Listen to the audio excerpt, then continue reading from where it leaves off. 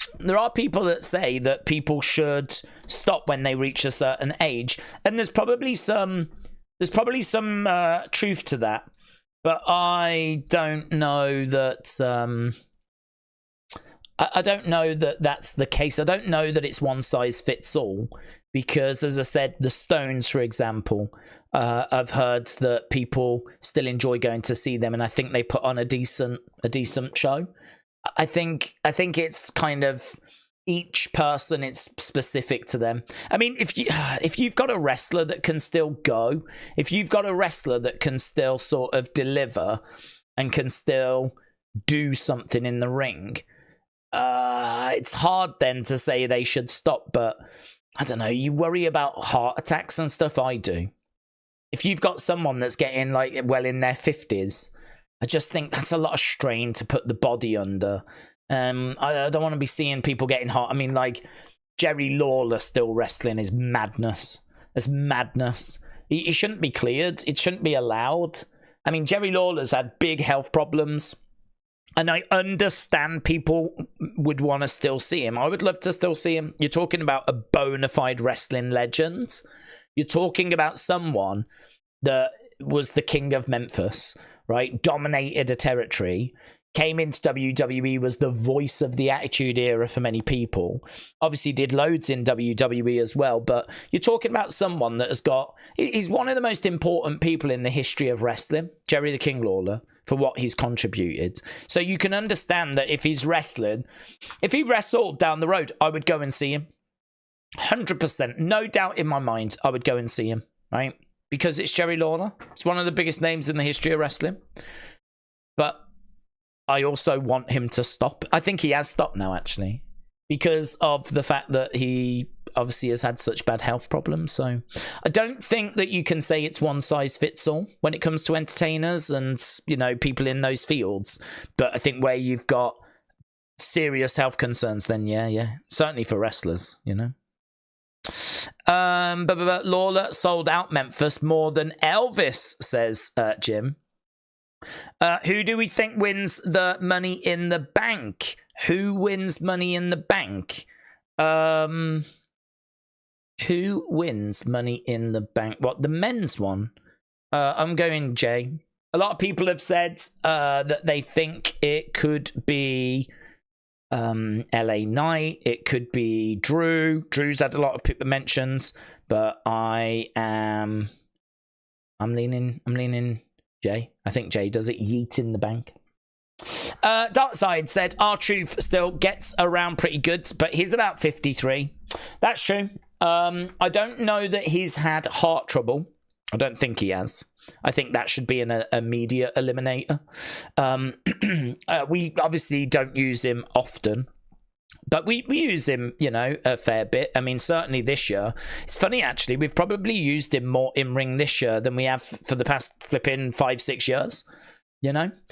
He is someone that's... Yeah, he's getting towards the end of his career. I don't know how much longer we keep using him in the ring, but he's just so fun. You've got to keep him around, haven't you? Spartan said, did you see Sammy's comedy show? No, I didn't. I didn't see his comedy show. Was it doing the rounds? I didn't see clips of it or anything. So I genuinely would like to see some clips.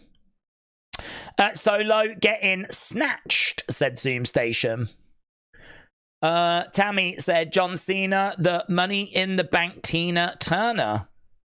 I can't go to Money in the Bank. No one is.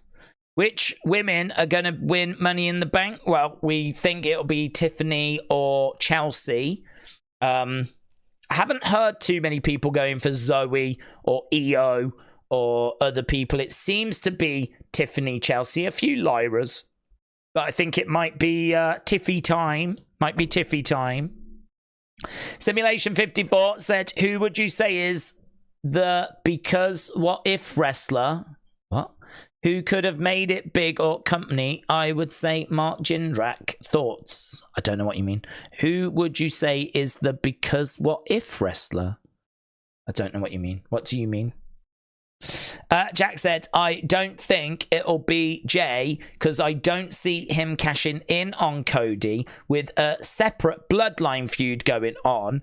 Drew makes the most sense to get the title because Punk can win it at SummerSlam. I don't think it'll be Jay because I don't see him cashing it in on Cody with a separate bloodline feud going on. Well, if Jay wins, he'll likely cash it in on the Raw champion, which will likely be Gunther, because I think Gunther wins the title at SummerSlam. So if Jay gets it, he doesn't have to cash it in on Cody.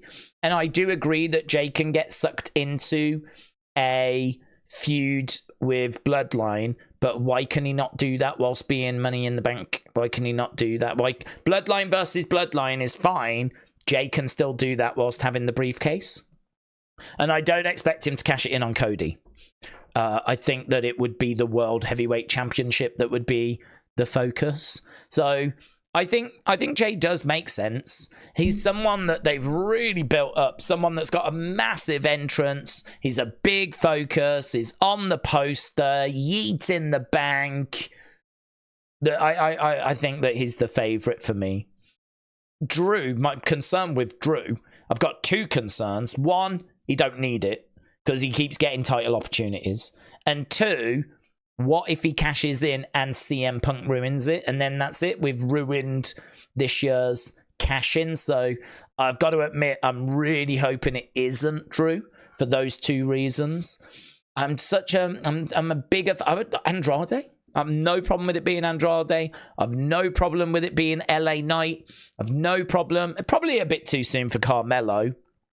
But anyone that struggles to get a title opportunity that we think is deserving, you could make an argument that Andrade isn't deserving.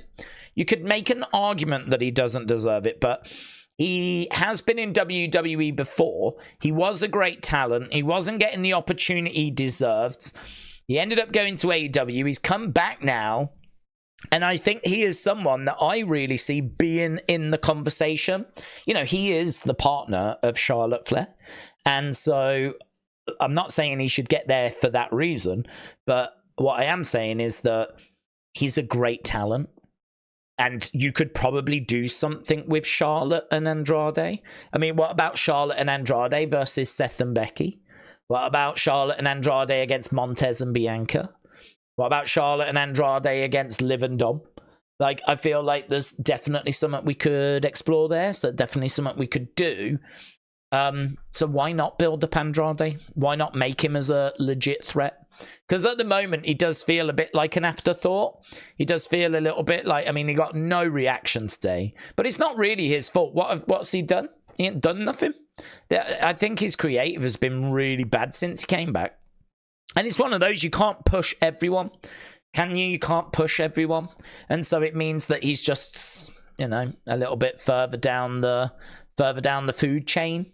But I would like to see us get behind him. I don't know that that means giving him Money in the Bank, but I'd like to see us do something with him. Jack said, I don't think... Oh, we read that one. Who would you say is the wrestler that could have made it big in WWE or in any company? I would say Mark Jindrak. Thoughts? Who could have made it big? Who could but didn't? Who could have made it big but didn't? Is that the question? Well, I don't know. I mean, I think there's been quite a few. I mean, the one name that comes to my mind that I think just completely got mishandled, I would have to say Nigel McGuinness. Because I think Nigel McGuinness, if you look at Ring of Honor as a real breeding ground for talent, and if you think about the talent that came out of Ring of Honor, like Seth Rollins, like Daniel Bryan, like Samoa Joe, Ring of Honor was really a place that was just breeding these incredible talents. And one of their, I think I'm right in saying one of their longest champions, reigning champions, was Nigel McGuinness. Now, I didn't watch Ring of Honor, but I did see his matches with Bryan Danielson, which are classics. And Bryan Danielson really puts over like how special Nigel McGuinness was. And I have no idea why WWE didn't pick him up. I don't know. I genuinely don't know. I don't know why they took Seth, Tyler Black, and why like Daniel Bryan ended up going, but not Nigel McGuinness. I don't know. He's one of their longest reigning champs. He had banger matches. Everything looked good for him to be a big star. To, you know, we're comparing him to a Seth and a Daniel Bryan. Like, that's the kind of level he was at when he was in Ring of Honor. So why did he not get to that level? And actually, not only that, why did he not go to WWE at all? So I don't know the answer to that. I really don't. What I do know is that he went to TNA, and I don't know maybe if TNA came in and got him before WWE, but he went to TNA and he was Desmond Wolfe. And I mean, I think it's at that point he found out that he had, was it like hepatitis? There was some sort of illness, wasn't there? There was some sort of illness that really held him back and kind of derailed his career, and that was it. But I don't think that was known when he was in Ring of Honor. I don't think that was the reason why he never got signed. I think there was a documentary. I mean, of course, he ended up going to WWE as a commentator, and so he was a commentator for the NXT tournament, the NXT UK tournament. So he was someone that I was waiting on, because when I was like going to America in the mid 2000s, I bought some wrestling magazines whilst I was over there, and they had a list of all the champions in the different promotions. And I remember looking down this page and seeing Nigel McGuinness, and it had a British flag next to his name. And I was like, I don't know this person. And that's what prompted me to go and look into him and find out like a bit more about him. And I mean, I was blown away by what I saw, and I was so excited because I was like, oh my God, we might have a new British Bulldog. We might have a new superstar that can go on to become this massive name.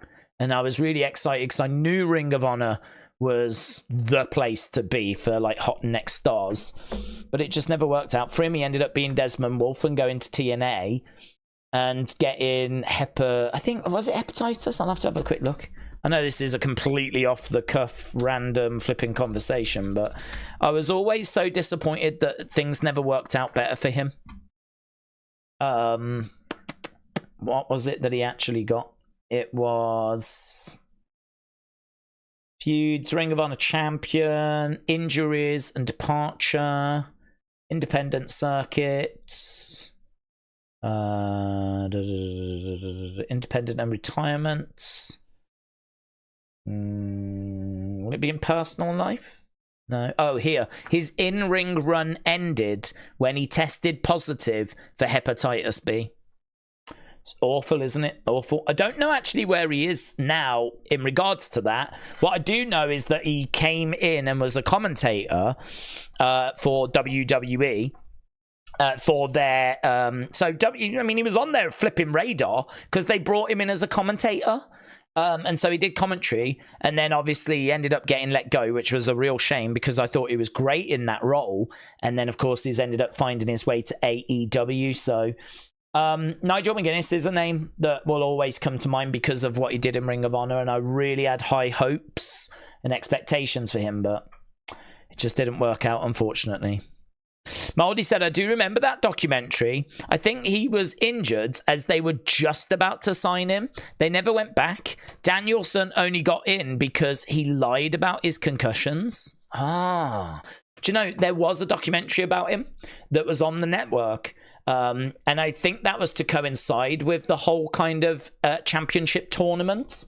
And, you know, I mean, look, for WWE to do a documentary on someone that was not even, I mean, he came in as a commentator, but for them to go to those lengths of doing this documentary and telling people how great this guy was, I think that kind of shows how highly regarded he was. And as I said, the kind of names, honestly, that you would compare him to, if you want to benchmark, like, how big could he have been, would be Daniel Bryan and Seth Rollins. Like, I really think that's the level he would have been at.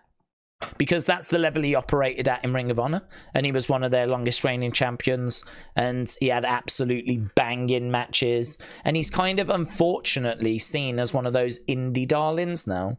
He's seen as one of those guys that just killed it on the indie scene and was amazing on the indie scene, but could never quite translate it over to the big stages. So had it have worked out different, I think that could have been really exciting. I would have loved to have seen him get a shot. Delwyn, shout out to you, said, I'm scratching my head. Oh, well, I would say go the doctors. Go the doctors, because that's not a good sign. You've probably got nits. Guys, breaking news. Delwyn has got nits. I don't know that that's true also, by the way, because he did donate some money to the channel, and that is greatly appreciated. So there'll be no bullying of Delwyn, please. So, Delwyn said, I'm scratching my head, because he's got nits. No idea who wins men's Money in the Bank. It could be anyone. It's probably going to be a man. Women's Money in the Bank, I've got my eyes on Chelsea or Naomi. Oh, I haven't heard Naomi mentioned much. Seth versus Damien for world title should be a great match. IC title as well, plus tag team. A lot of good matches on the cards. So, Delwyn, shout out to you, my friend. Yeah, I agree. I think this is a very good card. I think if I look down the cards and I look at like what we've got coming up, obviously outside of the Money in the Bank matches, I'm actually not that bothered about Cody and Randy against Bloodline. I mean, I think it's a poor man's Bloodline. It's not. That's not something that really gets my heart racing, right? It'll be fine. It'll be good. It'll set up WrestleMania. It'll set up SummerSlam, but it's actually not a match that I'm that giddy about. I'm way more into Sammy Braun. I think Sammy versus Braun is going to be brilliant. I mean, this is a big opportunity for Braun to show exactly who he is and what he can do. So I'm really excited for that match. And I'm also really looking forward to Seth taking on Damien, because I think that that has got a lot of potential as well. I mean, there is a chance that Seth wins. There is a chance Seth wins. And actually, there was the point made earlier, Seth could win, and it could be by count out or DQ. So he doesn't get the belt, but it still means Damien has to leave Judgment Day. And I was like, oh my God, that's amazing. Like, I never even thought about that. Imagine Seth wins and he has to, but he doesn't get the belt. But technically, Damien still has to leave Judgment Day. It was so clever. And that was a really good shout earlier. So I'm intrigued in that, because I think there's so many different ways that can go. And if that headlines, then whoever won Money in the Bank absolutely could cash in as well. I mean, we could end up, tomorrow night, we could end up with Jey Uso as the world champ. That's what you can end up having with Money in the Bank. You go into it with, we could have someone cash in on Cody. Cody could get beaten in that match, and then someone's music hits and someone comes running down to cash in on Cody. I don't think that happens. I'm not expecting that. But this is the point, is that what's so great about Money in the Bank is you've got this massive unknown factor. Like, what's going to happen? Who leaves as champion? I don't know. I don't know. I mean, I think Damien leaves, and I think Cody leaves as champion. But honestly, it could be Andrade. We could be sat tomorrow night with Andrade as the new world heavyweight champion, because he wins Money in the Bank, cashes in. I don't expect that, but that could happen. That is a possibility. There is a way of getting there if we so wanted. So this is what's so exciting. Carmelo Hayes could be the new champion. LA Knight could be the world heavyweight champion going into Monday. Now, again, a lot of what we're saying is not likely, but there are paths to get there. That is what Money in the Bank gives you. There are paths to get there. So this is what makes it so exciting. So I obviously the Money in the Bank matches really exciting. Don't need to say anything about those. I think that Damian, Seth is exciting. It's the only world title match that we've got. And because there's like potential for someone to cash in during it, you never know, do you? And with the stipulations, you never know what's going to happen there either. So that's exciting. Sammy and Braun, definitely down for that. I think there's a great chance we get a new champ. I think Sammy loses. I think Braun wins. I think this is a great opportunity for Braun to show who he is, what he can do. And as I said, Cody, Randy, Kevin, I mean, it's going to be fun. I'm not down on it. It's just of all the matches, that is actually the one I'm least excited for, if I'm being honest. I can't say I'm more excited for that than the ladder matches. I can't say I'm more excited for that than Sammy in Canada defending his IC title against this hot prospect in Bron Breakker. So, do you know what I mean? It makes it tricky, really, to kind of say that Cody and Randy and Kevin against the Bloodline is the match that I'm most pumped for. I thought it was interesting that we didn't even really focus that much on it during the kickoff show. Like, it's just not really a massive focus. It's not something that we really spent much time looking into. I thought that was kind of interesting. So, yeah, I think it's a great weekend. I agree. I think it's a great looking card. So, Delwyn, shout out to you. I hope you get the nits sorted out, buds. Stop scratching. It's definitely not going to help. Blame de Arius said, I forgot to say, hashtag DaysCon. We need it. We need it. What an amazing way of getting everyone all together so we can have a big meetup. It would be a lot of fun.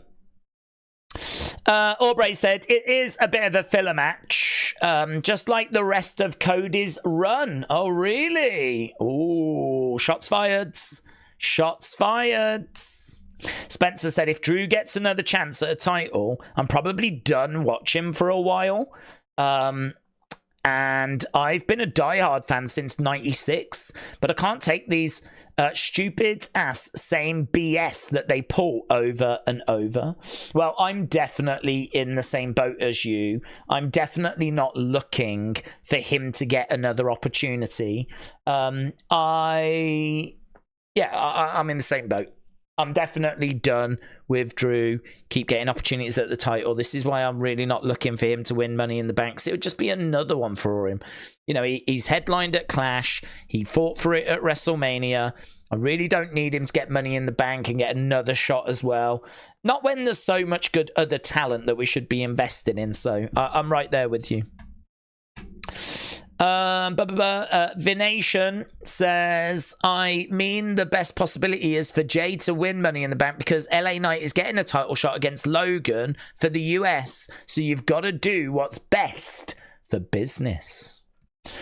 Simulation said, the reason why I went with Mark Jindrak is he should have been big in WWE. He was a one-time WCW tag team holder. He had the highest vertical leap in history. He had a good left hook knockout and a former protege of Angle. Days, I've tweeted you Trick's tweet. Oh, has he responded? Has Trick responded? Trick said, none of this success fell in my lap. I went and got it.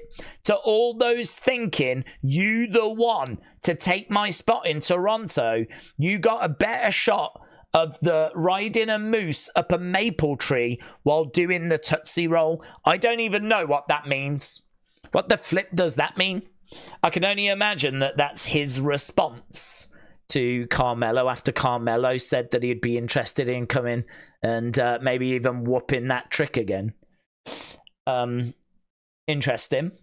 So Trick Williams with a few words, I think they're in response to Carmelo. I still don't get it though.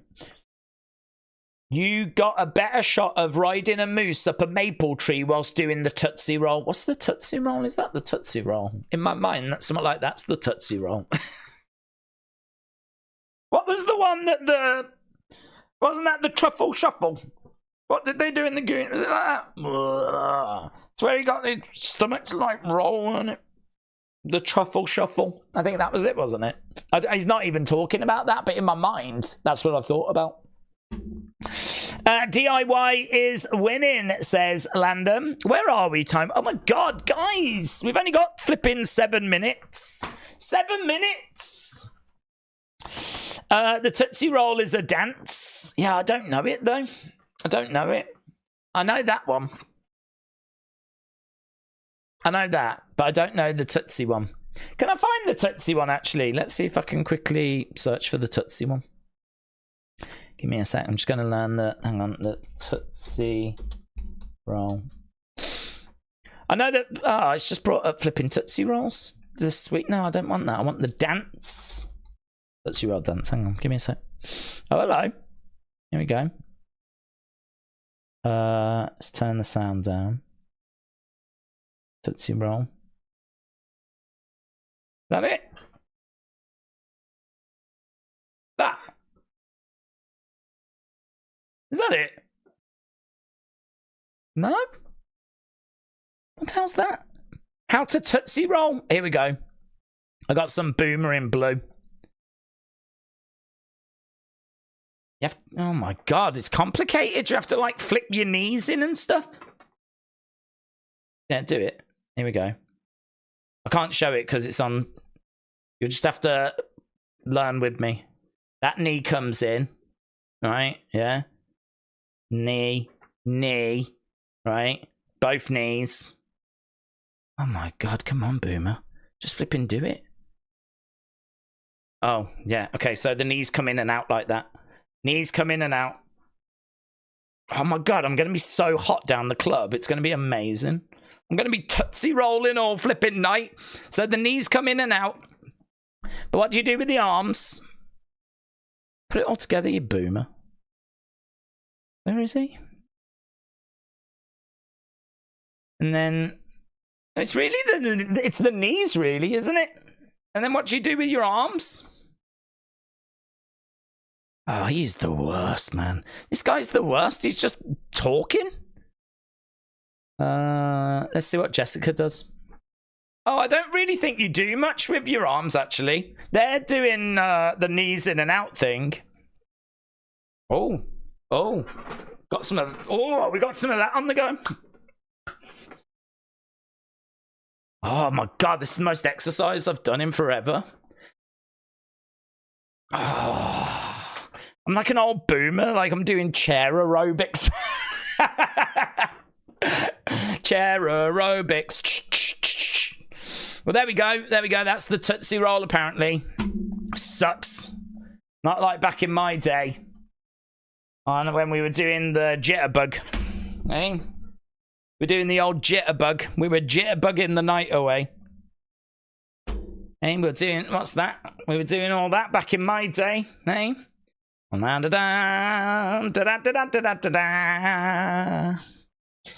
Oh, the roaring I miss the roaring 1920s. I like to dance like that as well, said AJG. Okay. Usually takes about several drinks and therapy with my cat to get through. Okay. Okay. Yeah, not part of my arsenal of moves, to be honest, but maybe I'll introduce it. I don't know. I mean, normally when I go to a club, I normally like to just drink and cry in the corner, so I must admit it hasn't really got me anywhere up to this point, so I might start breaking them moves out instead. We'll see where that gets me. Matt Pete said it's a boomer dance. David said you're going to hurt yourself unless you take your daily Ico Pro. I know. Oh, my God. I'm sweltering. Macca said Days Sean Ross app. Sean Ross app. How has he not got a Sean Ross app? How has he not got a Sean Ross app? Oh, my God. Boom. What's my Sean Ross app saying? Sean Ross app has tweeted that DIY versus A-Town Down Under is the main event. Could we get Theory's face turning coming? Mitchell, shout out to you. Well, do you know what? We could actually spend the member stream having a... Oh, I don't know. We might end up getting flipping... It's so hard when you watch stuff on YouTube. I mean, they really punish you. Like, the copyright stuff is just zero tolerance when it comes to flipping YouTube. So I would love to be watching videos and having fun, like reacting to them and everything, but so hard. So it's like I said the other day, I keep getting messages of old reaction videos that I did from like 5 years ago. I honestly, about this year, I've had about 20 taken down this year that have been up for years. They're me watching, and I've got the footage in the corner, not whole shows, just 3 minutes, something like that. 2 minutes of like a moment in a match or whatever, and it's just old kind of reaction videos that I used to do, mainly before we did streaming. Really, if something big happened on the show, I would have it filmed, as I was watching the shows, because we weren't really able at that point to do full long streams. But yeah, like I get so many of them taken down now. You have to be so careful with that stuff. Sucks. But do we think if McGuinness ended up being as big as he could have been, would he have been the WWE champ? Yeah, I think so. I really think so. Again, the names that I would compare him to would be Seth and to Daniel Bryan, Samoa Joe, kind of levels as well. I mean, Samoa Joe is someone that never maximized him in WWE. I think Joe, though, is someone that had a bit of timber. Yeah, we've all got it, right? We've all got it. It's no disrespect to Joe. I'm sure he's aware. And we sort of know that Vince struggles with that. Vince doesn't really like bigger guys, Well, he likes big meaty guys. He likes the muscular ones, but anyone that carries fat, that is not really a Vince thing. Vince loves bodybuilders, doesn't he? I mean, he started his own bodybuilding sort of corporation, promotion. So he loves, like, jacked guys. So guys that have got like a bit of fat to them, unless it's something like Yokozuna or flipping Umaga. Vince ain't really that keen. So, I don't know. I feel like Samoa Joe is someone that should have done more and been treated better in WWE than he was. But, yeah, Nigel McGuinness, I had such high hopes for him. Really did. And all I can say is he ticked every box on the Indies. He had a hell of a run. Go watch that documentary. I think it was really good. If you don't know much about him, there should be a documentary on Peacock. Right, we are live, I tell you, live. So we are seeing the buildings. We are seeing Toronto. And we've got some people arriving. There is Cody. There is Kevin. There is Randy. Randy eating in the background. I don't know what he's munching down on, but Randy Orton eating a few bits. So tonight, we obviously have got follow-up from last week. Can you believe that we've been live for nearly 4 hours, 40 minutes? Let's go.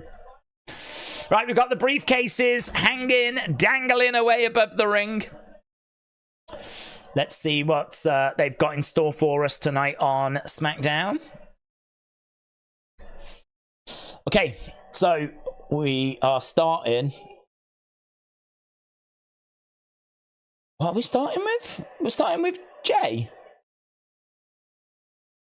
Me, Oos. Hey, we're starting with Jay? Well, just me, Oos. What's going on? I know he's in the Money in the Bank, but I wasn't expecting us to start with Jey Uso on SmackDown.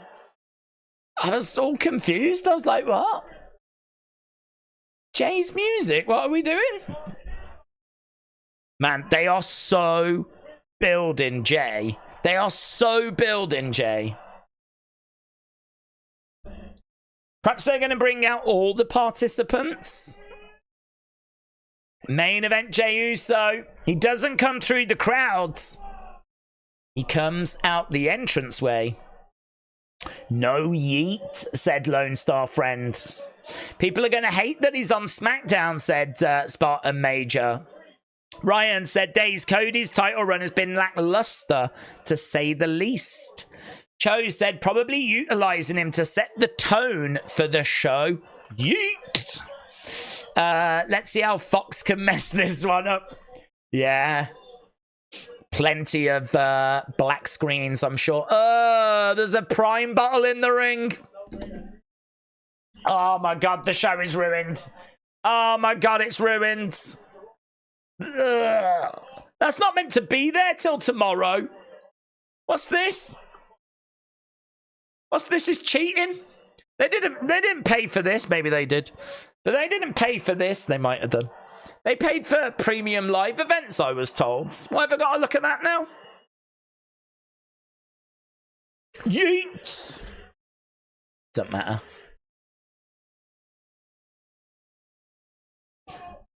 It's in your city! That was fun. During the kickoff show, he was like, I'm just happy they let me into Canada.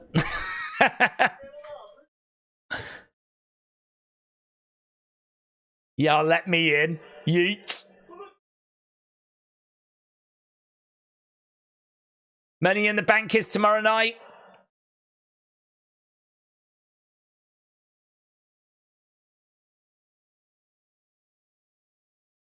Money yeet in the bank. Oh my god. Money yeet in the bank. Here's LA Knight. Yeah. LS Dub, shout out to you. LS Dub said, one of the only things I like about this version of Jay is the energy it brings. While all of it is inauthentic, you really can't deny that it's not over and extremely hype. While all of it is inauthentic, you think it's inauthentic, do you? I think he is a joker in real life. I think he is bubbly and in real life. Whether, you know, he would walk into a room and be doing all this, I don't know. But it's over, as she said. Here's LA Knight. Yeah. Let's get some ladders for them to sit on. That's right, Finley. That's exactly what we need. Get some ladders in there. We're going to do a promo with all the Money in the Bank participants, and we're not going to make them look stupid sitting up top of ladders. What is this? What is this? Mr. Money in the Bank, yeah. Either of these two people will be pleased with. Either of these two. LA Knight has definitely paid his dues. I would have no problem whatsoever with him winning this.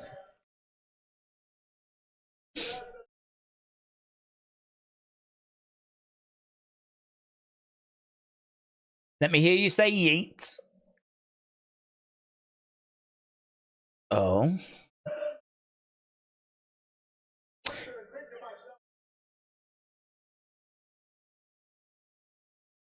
Maybe you might be the odds-on favourite.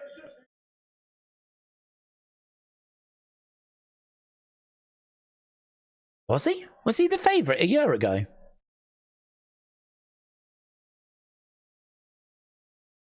I've got all the respect in the world for you.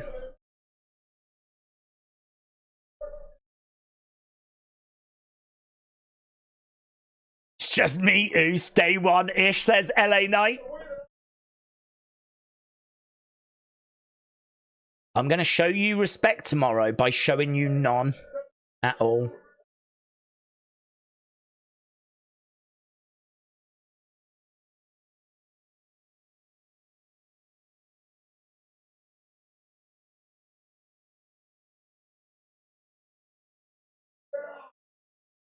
As much as you're used to hearing yeets, tomorrow you're going to hear all of Toronto saying yeah. It's yeet versus yeah. Oh. Yeets. Is he going to say yeah? Yeah. And then I think he might say yeet again.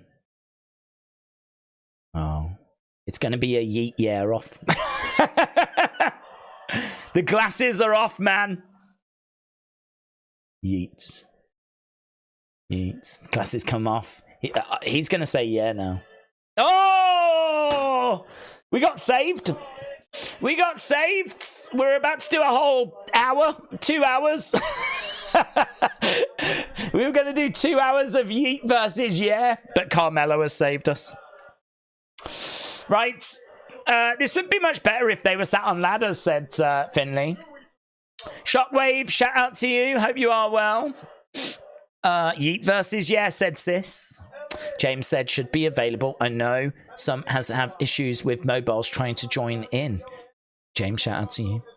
Mello getting heat. Yeet. Lee, hope you're well.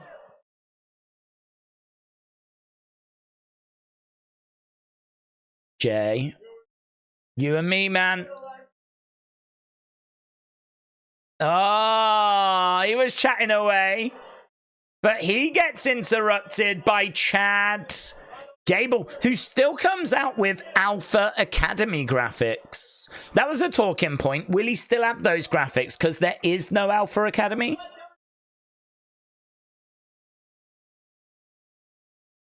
I've been living in my own personal hell. I don't know. Are they saying you suck? Have a bit of empathy. My family left me. I got whacked in the head and left for dead. I got the Wyatt 6.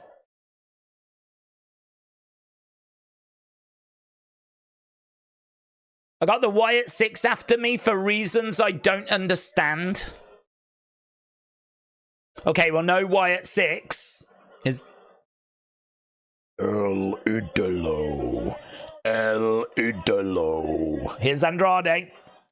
They need to chant you suck in the Kurt rhythm, says Matt. Here he is. Chico, Chico, Chico. Is that what he said? Chico. Chico, Chico. My dreams. Here's Andrade. I'm not keen on those glasses. I don't know why.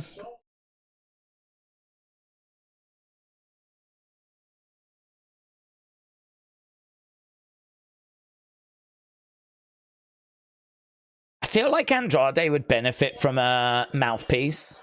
I feel like he needs he needs flipping Zelina. That's what he needs. Get Zelina back with him. If anyone else can jump brands, hopefully the Wyatt 6 do, said Shockwave. Here is Drew. Nick 30 sign, says Danny. I'm about 10 seconds ahead, says Base Street Racer. Well, that's good. I'd rather you be ahead than behind.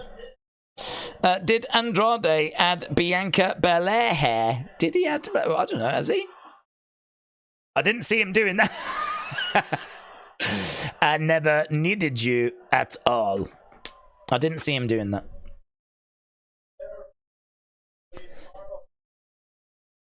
Oh, I expected better from you, Canada, being part of the Commonwealth.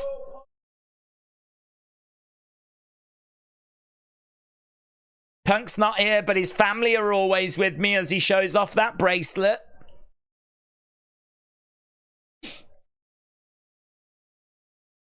Here's a fair warning.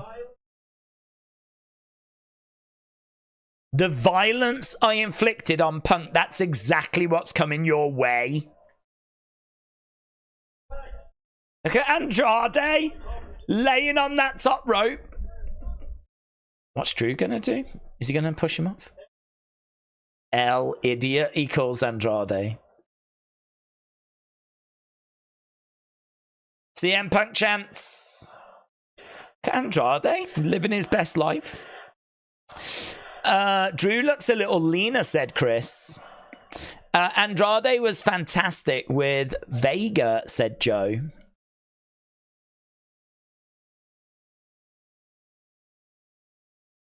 Mellow. You've got a bright future, but you are not him.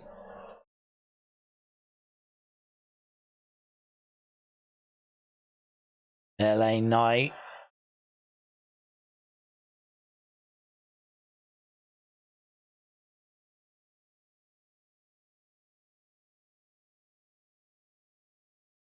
LA Knight, that's not the word you're going to hear tomorrow. It's going to be no.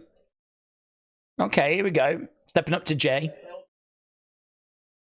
How the hell did you get across the border? I do love that I keep referencing that. How the hell did you get across the border anyway? He should have said your wife smuggled me in. That's what I would have said. Your wife smuggled me in. Yeet.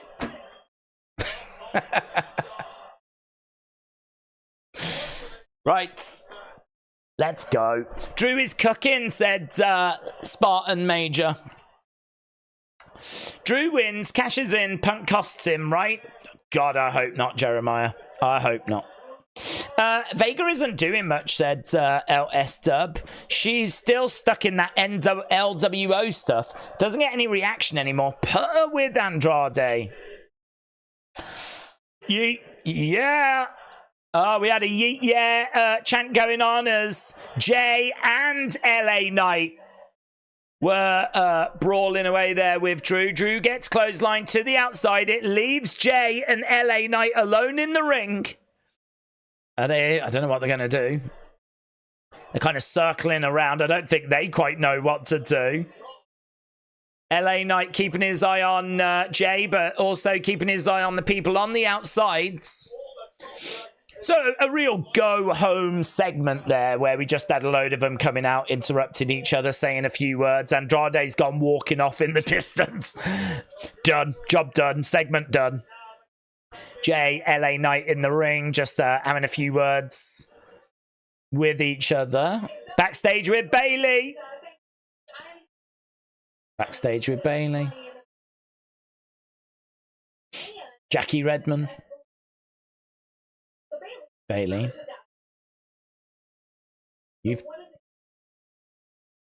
What does it take to win the ladder match? Bayley said it's one of the most brutal matches. Gotta stay sharp.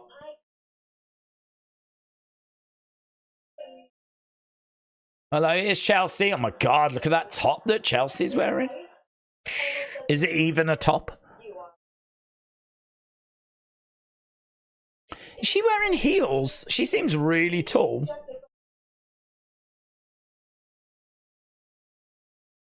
Guess what? When I am Miss Money in the Bank, you'll know when I'm coming for you. Bayley says come back when you actually win a match. Here's Piper attacking Bayley. Yeah, she does have high heels on.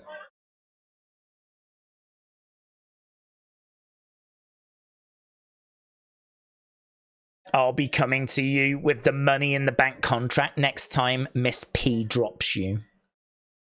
So there we go. Chelsea has got a plan.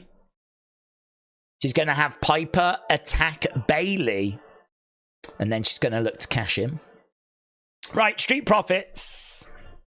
Street Profits. Street Profits. Coming out with B-Fab. Tag team match. Was this on the official preview? Don't even know if I know what this is. Wardrobe malfunction. I mean, it was quite the outfit. I've got that same dress, actually. Since it's Shark Week, would you sing the Baby Shark theme using your name as the lyrics? What, like, wrestling days, da da da da da da, wrestling days, da da da da da, wrestling days, da da da da da, wrestling days. Mama days, da da. I can't even remember it. Mama days, da da. It's the simplest song in the world as well. Would I do it? No. But it does work, doesn't it? It does fit. Curtis said, seems like there's a lot of empty seats near the front.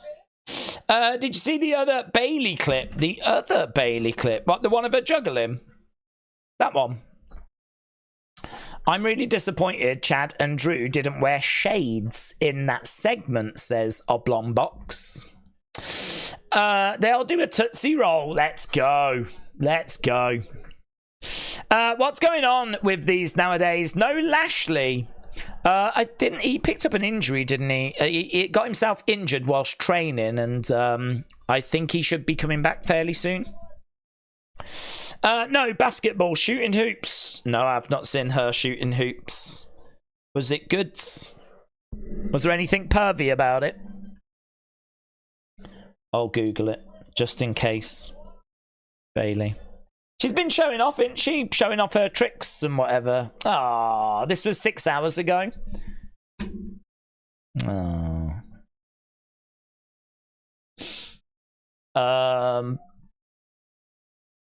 Oh, look at that. There's pictures of Chelsea and Kathy at the bottom of... Is that the CN Tower?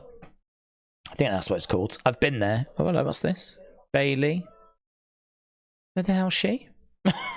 What's she doing? Bailey just out and about at night. There's the clip that James said. Should we watch it? Here she is. Bounce, bounce, bounce. Is it going to be an over-the-head job? Bends over. Has a little look. Checks it's still there. Imagine if someone comes through that door, though.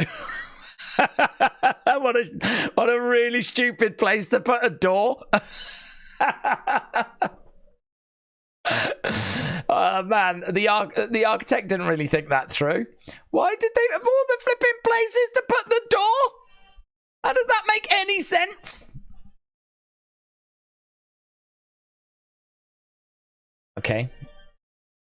Well, I mean... Okay, that was good.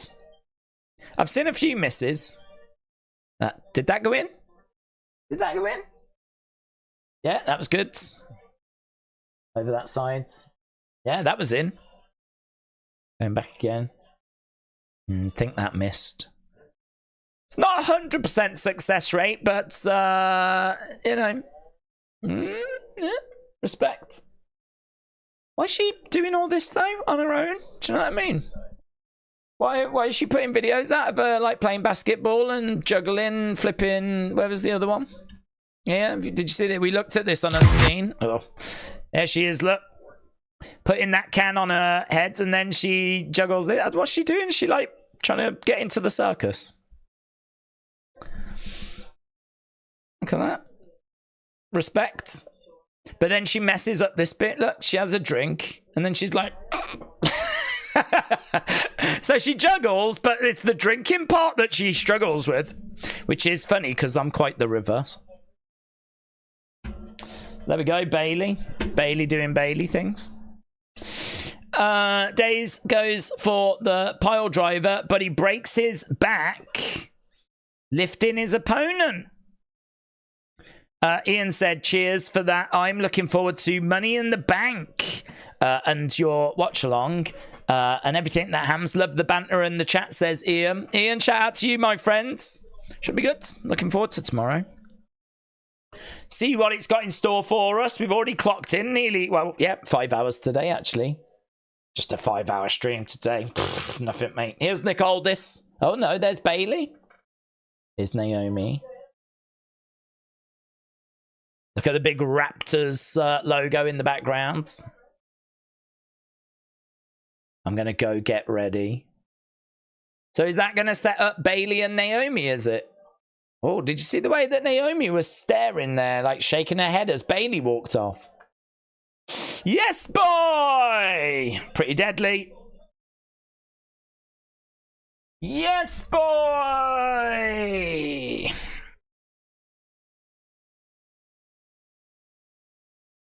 If England win tomorrow, what a day it'll be. England winning and Money in the Bank, said Finley. Maybe she's trying to find some friends. Like, please play basketball with me. Oh, because Mercedes isn't around. Oh, Bembo. Oh, I'd play basketball with Bailey. And I'm rubbish. She'd love it. She'd be amazing. Like, I'd be rubbish. Oh, I hope that's not true. It does feel like she's got too much time on her hands, though. Juggling beanbags and playing basketball on her own. It's not right. Right, Montez flips over the top rope and look at him there. Look how pleased he is. He just flipped over the top rope, landed it, and he was like, yeah. He was really happy about that. Boom. Sometimes it's the little things in life, innit? Sometimes it's the little things in life that please you the most. So he flipped over and he landed it. Maybe she's training for America's Got Talent. Maybe she is. Maybe she is. Days, Drew keeps mentioning that he's going to win and he's going to cash in on the same night. Do you think he wins? No. Or do you think we get Punk AJ Lee pushing him off the ladder? That's what I think, yes. The second one. For Beach Kevin said, Pretty Deadly need the tag belts. These guys are amazing. Really, you like them? I think they divide opinion. I think they're a proper team. They're a little bit Beverly Brothers-esque. Like heels that kind of love themselves, but they are obviously a bit more flamboyant with their costumes, but that's kind of where I would benchmark them. But yeah, right now we've got I think they're good, solid in-ring competitors.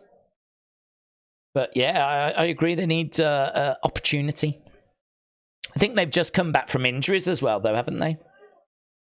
Knees to the midsection.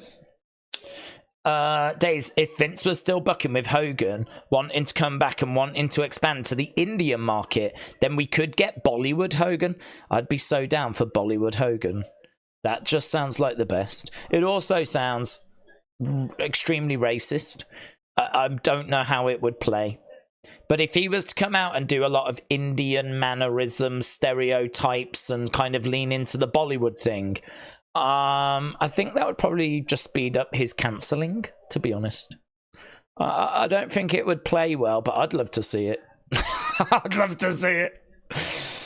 Cultural appropriation? Hold my beer. You reckon I'm cancelled now? Check this out. Boom. Big kick there by Elton. Both are great on the mic as well, said the Beach Kevin. What if Larry costs Drew? Big question as we go to commercial break. I'll take Pretty Deadly over the stale profits, says Mitchell. The stale profits. It's like Shawn Michaels, Marty Jannetty in 2024, these two, said Ian. Dawkins doesn't get the props he deserves, says Dark Sides.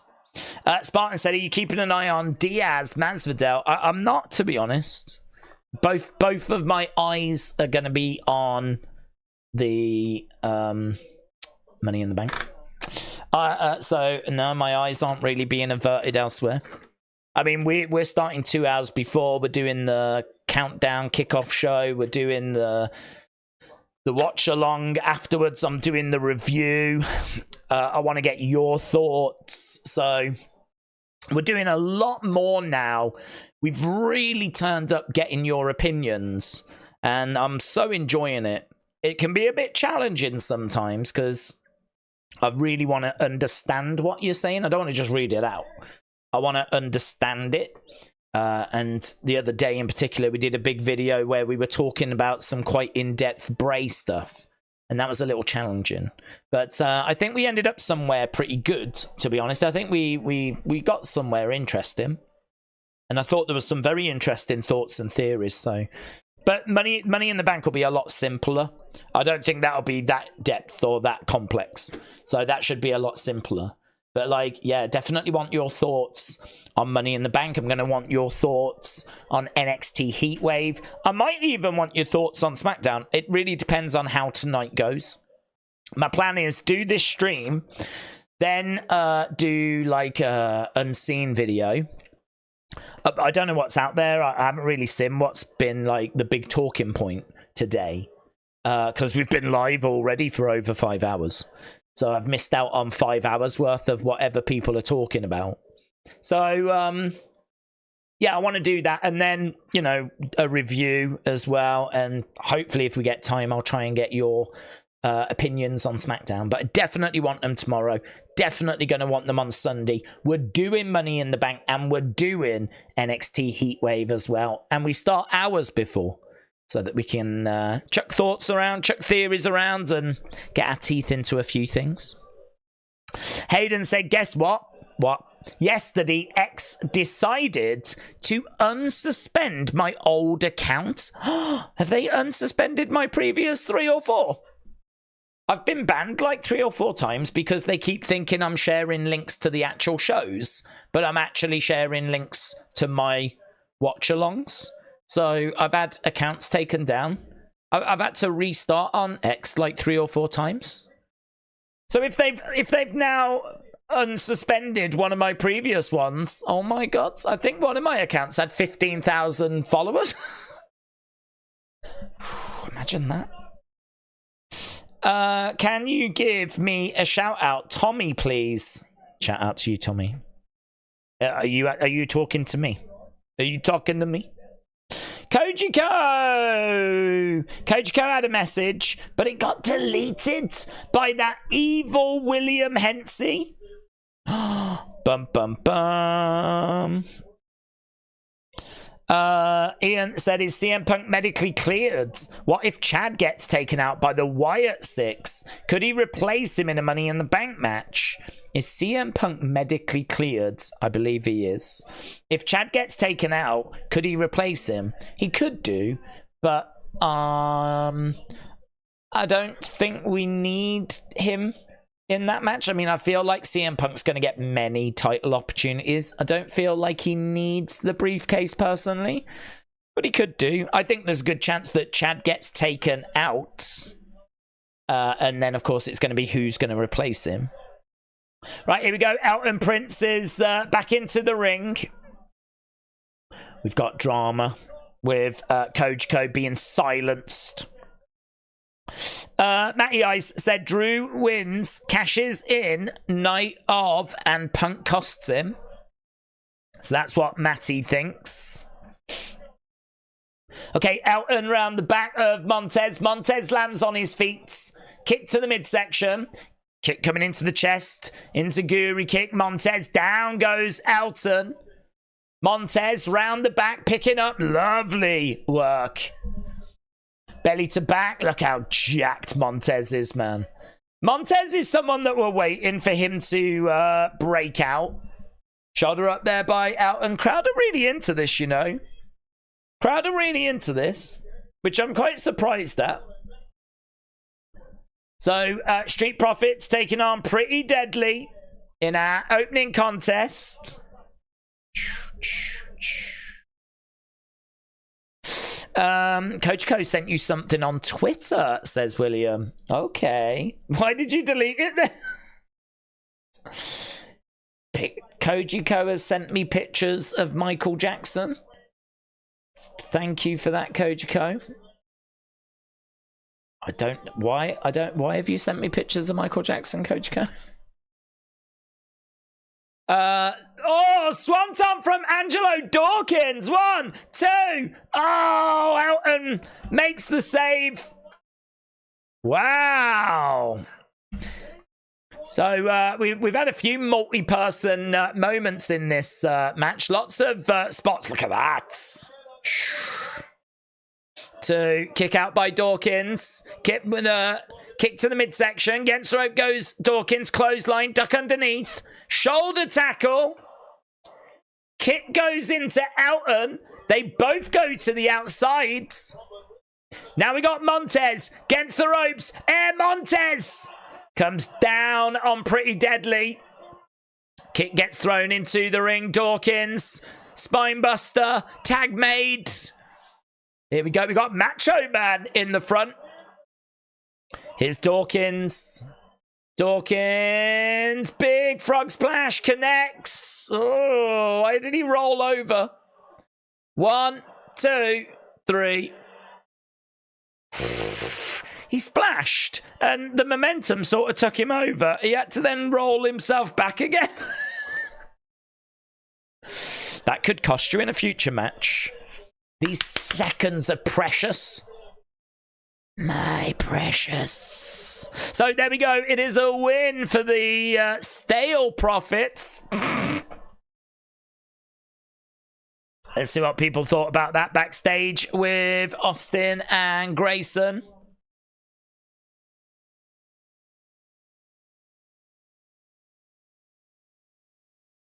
Oh, hello, what's this? There's a bit of tension.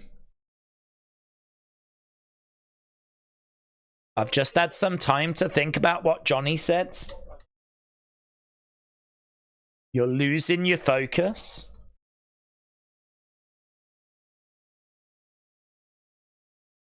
How many championships did you win with Johnny?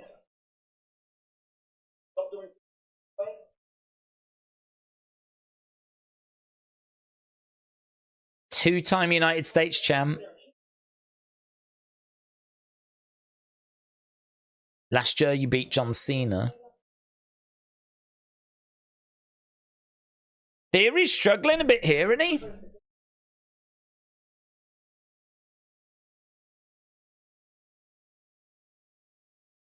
If you don't think we're on the same page, then let's catch up.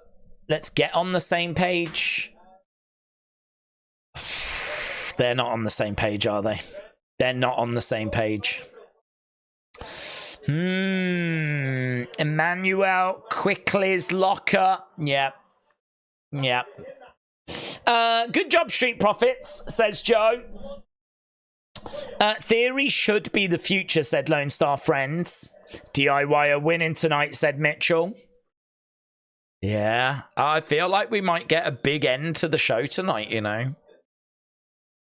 Here's the advert for the Behind the Curtain documentary. It was okay. It was okay. I think it was solid. It maybe missed that OMG moment. But we were watching that on Wednesday. George said, imagine if the WWE Money in the Bank winner cashes in on the Speed Champion. They're going to lose the belts, says Matty Ice. James said, serious question. Does anyone care about Theory turning on Grayson? That's a good question, because I don't know that I care, but I do want it because I do feel like both will benefit. I don't think they're benefiting from being in this tag team, and I think there's more to get out of Theory. So I think it'll be more of a relief that we're going in a different direction. So it's not like, oh my god, this is the greatest thing ever. It's more like, let's go. This is what I think they need to do. I think that I want to see a face Austin Theory. That's what I want to. I want to see that because I think it's going to be better. So I want to see a face Austin Theory. So let's see.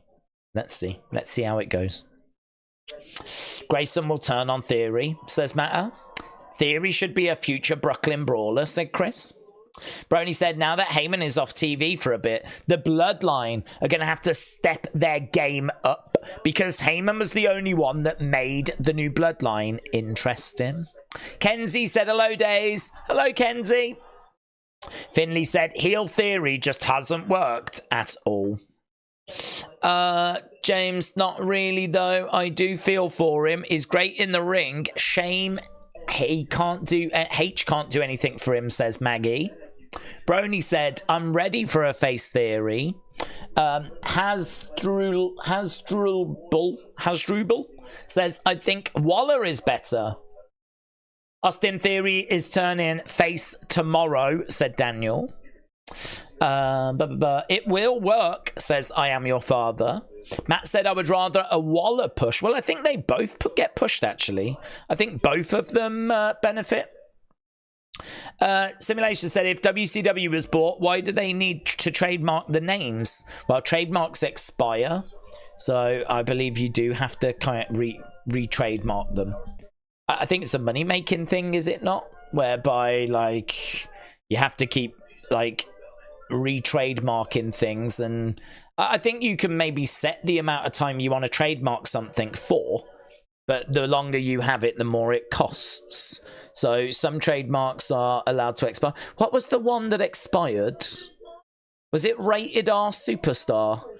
Actually expired. So they couldn't call Edge in AEW, but I think Rated R Superstar expired. The trademark expired. They didn't renew it. And so they could call him Rated R Superstar Adam Copeland. So it's funny, isn't it, how like there's so many trademarks and each one costs money, that you could sort of understand ones that you're not using, like, you know, being allowed to kind of expire. So they, you know, they didn't have the trademarks for those. I don't know if they had them and they let them expire, or if they just never picked them up in the first place, or I'm not sure which way round it was, but I know that that's how money gets made, and the Rated R Superstar one is a recent one that comes to mind. Thomas said, I think being Vince's guy hurt Theory. They need a big turn for him because that has kind of stuck with him in some fans' minds. Which is understandable because it was a big thing, him being like the Vince guy. Didn't he steal the golden egg? And Vince was like, I respect that. Do you remember that? God damn, someone stole the egg.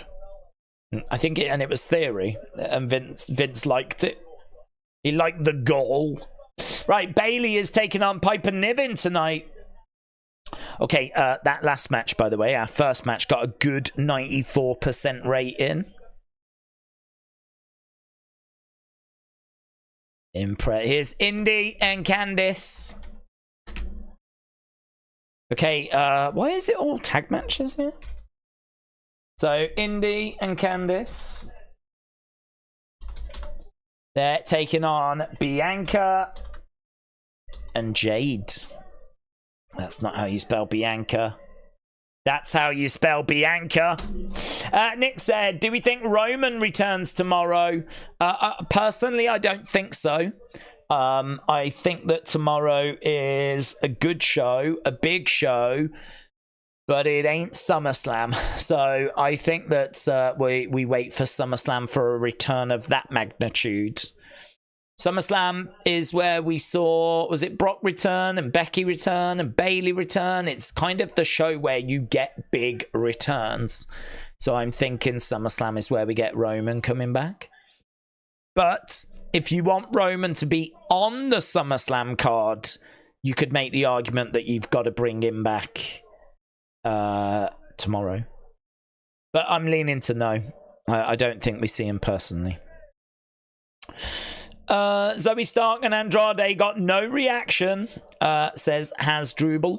Well, they're not massively over, are they? We haven't really done much with him. We haven't really done much. Wrestlandy said, I could see Money in the Bank match being like the end of Mania with lots of run-ins. CM Punk, AJ Lee, Wyatt Six, Logan Paul. Do you think so? Do you think we'll get loads of interaction? I think there will be people that interrupt. I just don't know that we get... I don't know that we get, like... Maybe we get a couple. See, the Wyatt Six, I think they might attack before the match. But, like, do we get Logan? Do we get Punk or AJ Lee? I'm sure we're going to get the Wyatt Six, but I think it'll be before. We get to see Paul go through the table again. Yeah. Yeah, we got Solo, we got Paul, we got that amazing moment last week. And they absolutely did a big, massive segment, this was. So good. Heyman, the wise man, driven through the table. And they took that bump so well. I think he plumped up as well so that he would bounce a bit easier, you know?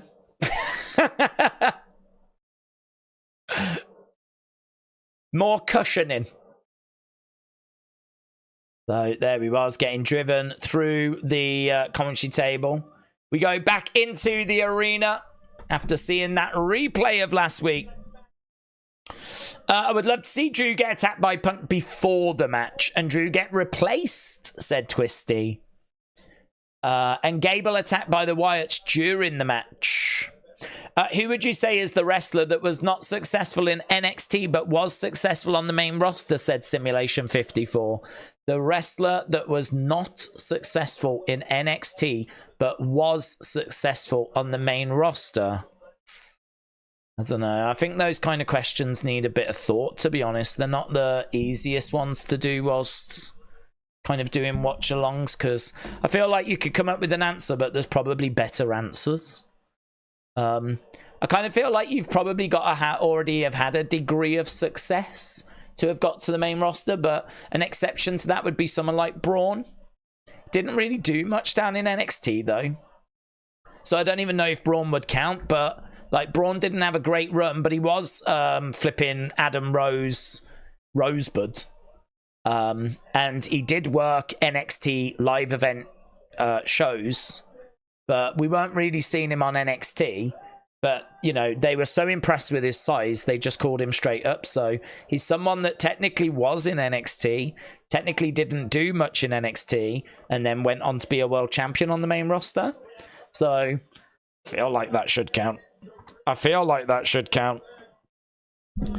But, yeah, there's probably other examples of people that spent time in NXT, didn't really do much, and then got called up. I mean, to be honest, Baron Corbin didn't do much in NXT. He was never champion. They showcased him a bit, and they used him on like premium live events and whatever. But I think like he had success on the main roster. He achieved things on the main roster. But you could also make the argument he was never world champ on the main roster, and he never really broke through. But you know, he was someone that I thought would struggle on the main roster, and we got a lot more out of him than I expected. A lot more out of him than I expected. But he ended up going back down. I think actually it's easier to talk about those that were good in NXT and struggled on the main roster, because there's quite a lot of examples of that. I don't know that there's loads of examples of people that struggled but then were good on the main roster, because the truth is, if you struggled in NXT, you're probably not getting called up.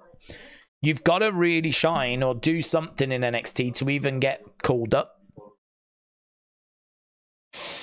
Do you think there's any chance that Solo brings back MVP to be his wise man, said me, not you?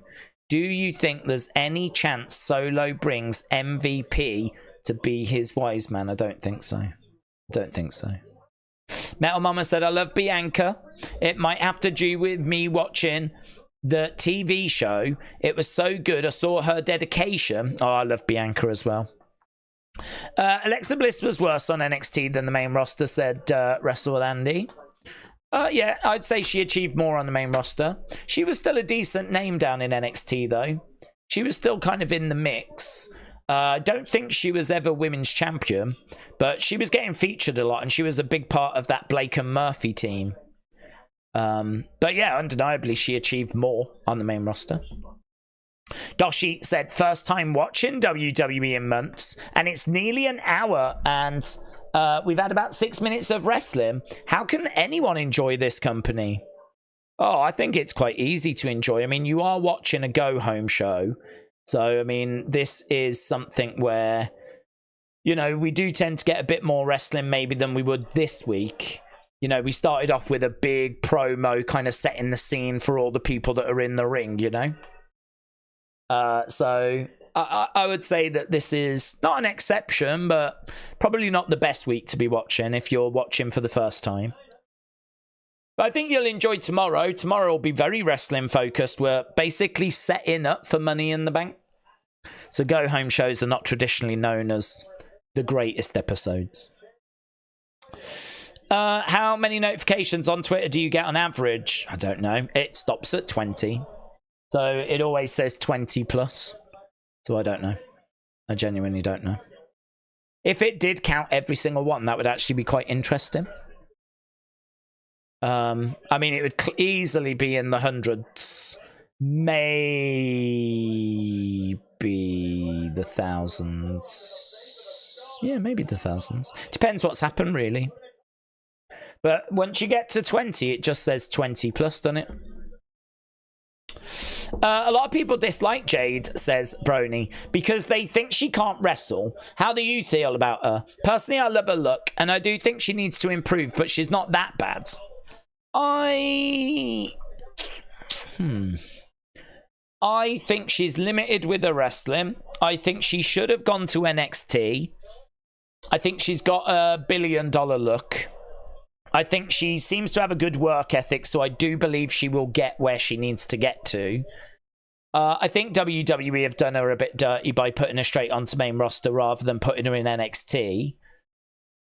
I don't know. It's a difficult one because Maxine gets booed and people say, like, you suck, don't come back, you can't wrestle. Jade doesn't really get that heat. And I think it's because her look is, I don't know, more striking maybe. You know, Maxine's a pretty girl, but Jade is more than that. I mean, she is jacked. She looks special, you know. There's not many girls that we've got that look like Jade Cargill, that are as jacked and as big as Jade Cargill. You can see she's something special. She's not the kind of girl we see that often. She's not just a pretty face. So I don't think Jade gets the kind of heat that we've seen Maxine get. So I actually think that fans are actually a bit more tolerant with Jade, and I think they've protected Jade quite well. You know, she's not having that many singles matches. She's in triple threats, or if she has a singles match, it's a squash match. If she's having a match, it's a tag team match. So she gets in the ring and we just see her for a little bit, you know? That way it doesn't expose her for too much because she can always just tag out.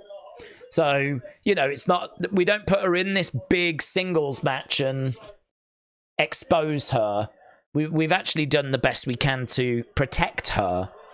So I think the same as you, really. I don't really have a strong opinion about Jade's. It's hard to love Jade because I don't think her in-ring is quite there.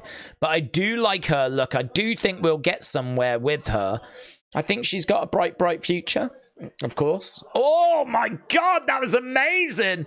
Love that from Bianca. She just hurled Candice. It's a bit like a release German, but reverse. It's like a belly to belly, a release belly to belly, where she holds Candice on top of Indi. It would look really good. Jade gets tagged in. Jade coming into the ring. So Jade and, oh hello, Indi grabbing the hair of Bianca. Candice rolling up Jade. Jade manages to kick out. Kick coming in there by Candice. But a big kick coming back there by Jade. Candice goes down.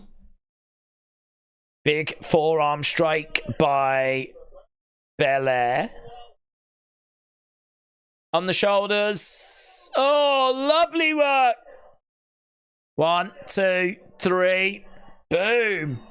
Jade gets the pin on Candice.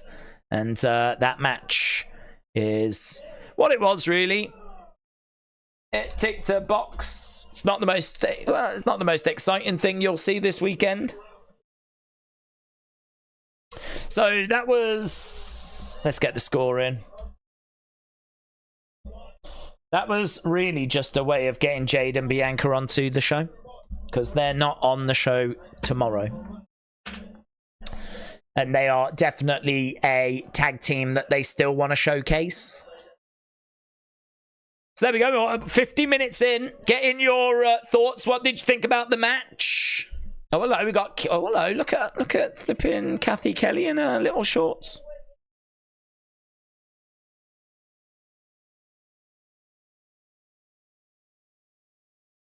These couple of months have been rough.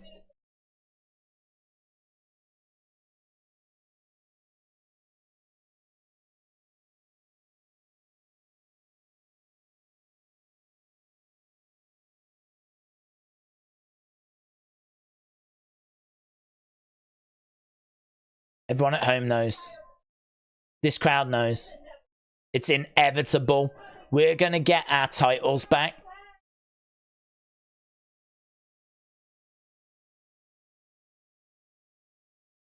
That was good of Bianca, wasn't it? Bianca knew that whilst that interview was going on, she was getting sort of pushed out the frame. So Bianca just steps over to the other side. I did wonder why Bianca had just switched. I wonder if she was told. I wonder if there was someone on the outside saying, go to the other side, like, because she was like over on this side. She was sort of getting pushed out the shot, and she walked round and went round the other side. It's weird, and it's those little things that we don't think about that they have to think about. Am I in the shot right now?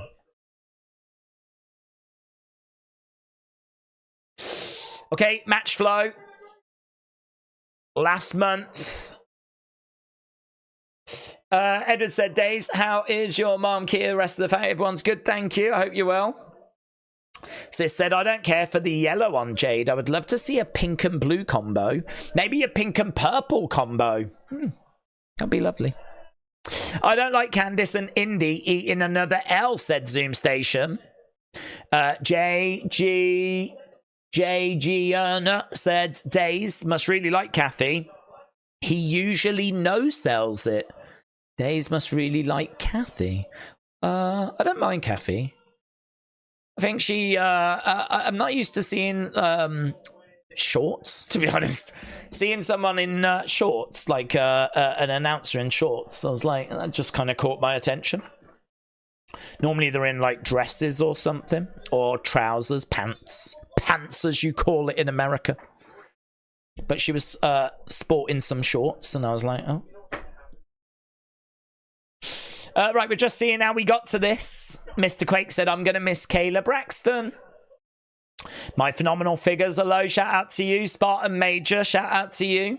Phenomenal figures said, will we see the Wyatt 6 tomorrow? I believe we will, my friends. I'm pretty sure we will.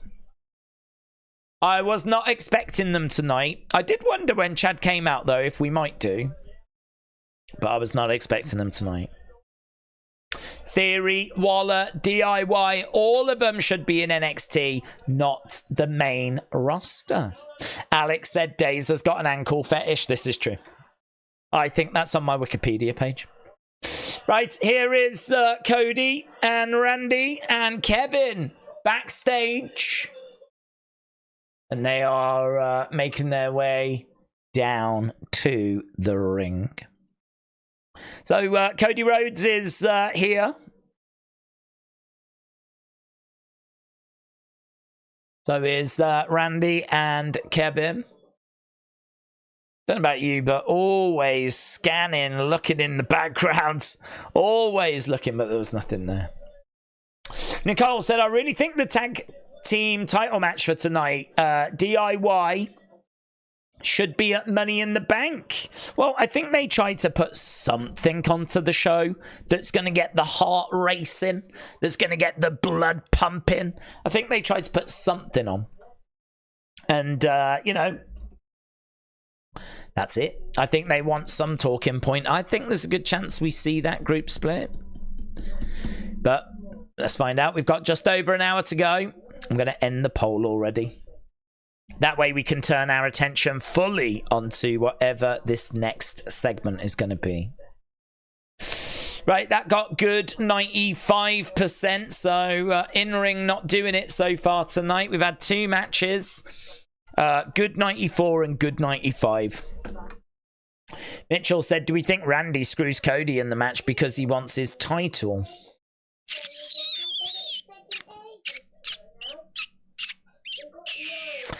I don't know. If you did that, then I think you'd have to do Randy Cody, wouldn't you? I mean, the rumors are that we're doing Cody solo.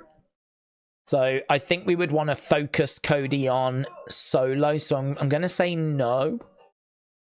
I'm going to say no, but I don't know. I'd be so much more excited for Cody versus heel Randy at SummerSlam. I'd be way more excited for that. I feel like it's a match we're going to get. I just don't know when we're going to get it. James said it started thundering and peeing here. Really? That sounds like you're like farting and urinating. That's what it's. That just seems like a polite way of saying that you've got a whole world of problems going on where you are, James. I hope it clears up, my friends. Get some Pepto.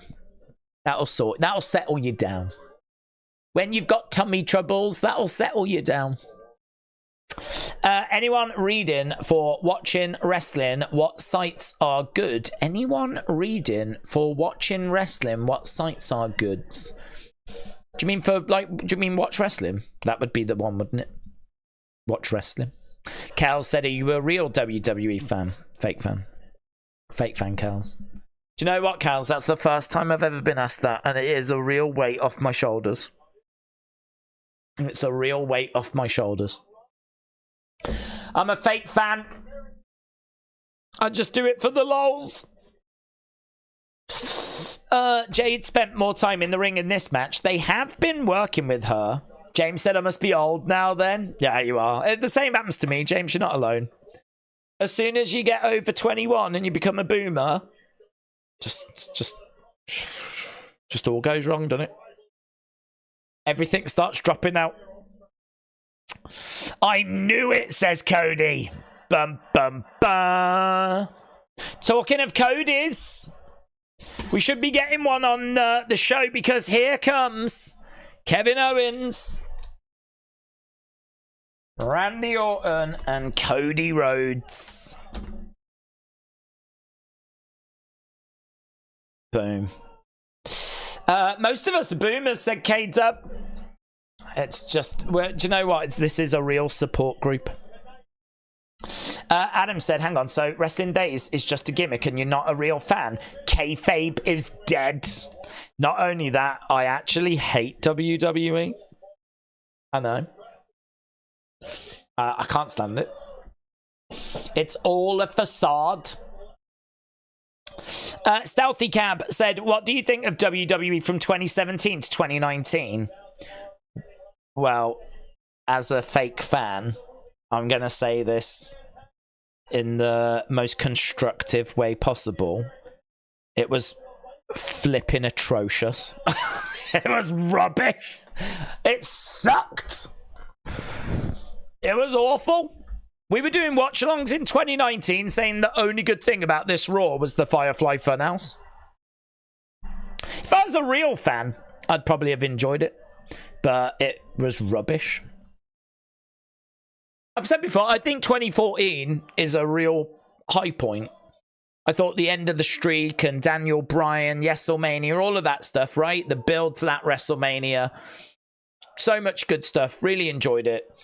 And then I think like 2015, where we're starting to get like the Shield guys going off on their own. You know, I know they split up in 2014, but, you know, we see Seth with the heist of the century in 2015.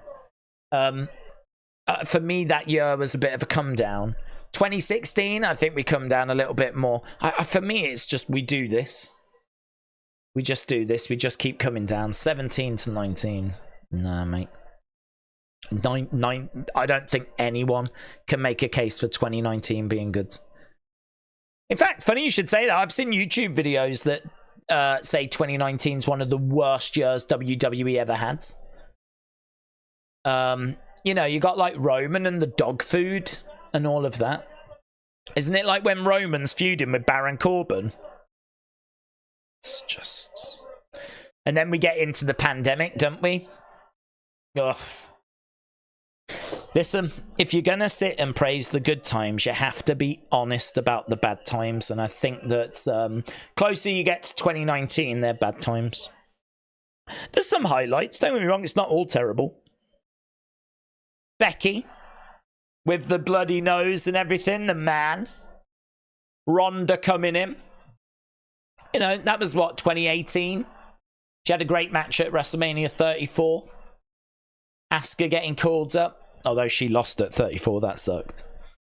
But, you know, Asuka, the women's division, kind of improving, if you will. 4 Horsewomen, they came in 2015, you know. By the time we're a few years in, we're seeing some good stuff from them. So it wasn't all bad, but I think compared to where we are now. Oh, mate. We're in a much better place now. Much better. Whoa! Here's Cody. This crowd feels like an average American crowd. Oh, shots fired.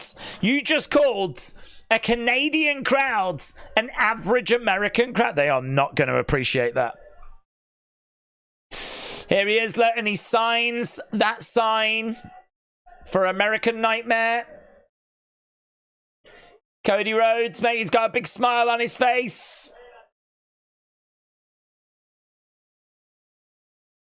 Into the end.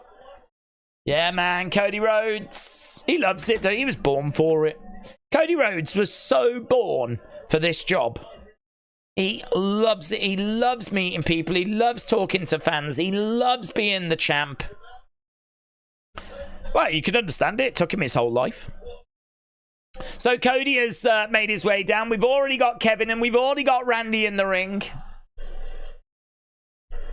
It's the smaller set, by the way. Not a real big pop for Cody, said Jason. I don't think this crowd are going to be that hot, to be honest. This is not France. It's not Scotland. It's not Montreal. I don't think this crowd are going to be able to reach those heights. Okay, so Cody's in the ring. Let's see what he's got to say.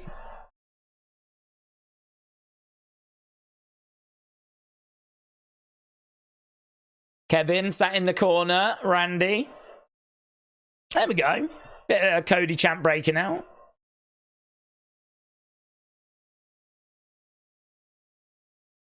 So, well, Randy pacing around behind. Look at the size of Randy compared to Cody. Randy's huge. Randy is huge, isn't he? What a match that would be.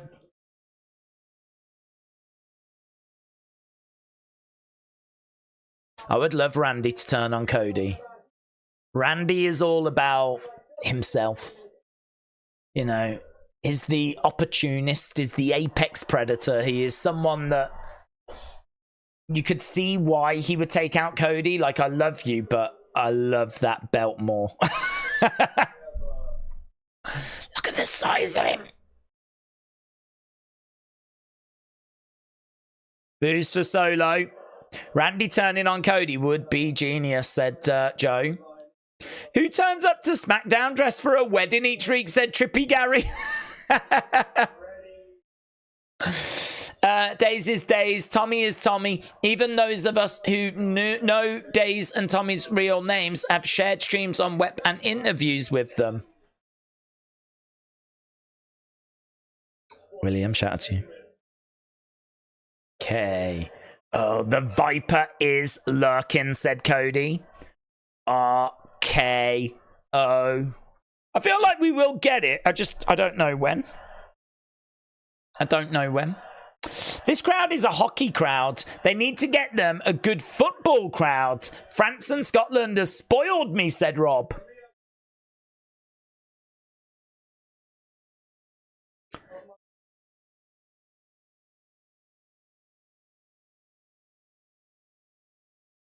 He said, I could talk about the last 4 years, but I'd rather talk about the last 4 days. We've got an Olay chant breaking out. Olay, Olay, Olay. Smile on the face of Cody. Olay, Olay.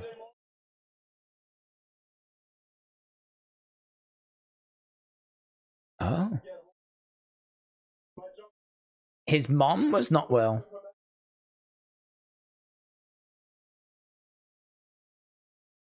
So he's been with his mom in the same hospital.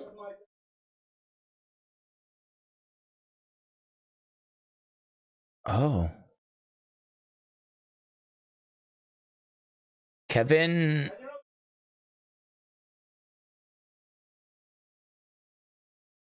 Kevin revealing that he's been with his mom, who's not been well, and he's been watching her fight like hell.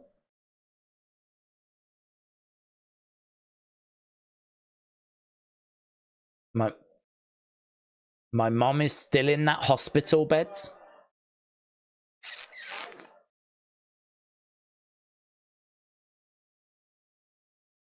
I know I could have stayed home tonight. And I probably should have stayed home. But the one person it would have been a problem for would have been my mother. Wow, this is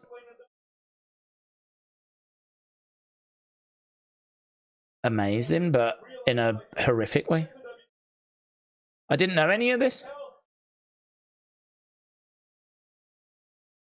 She told me every single time to come in here and leave it all in the ring.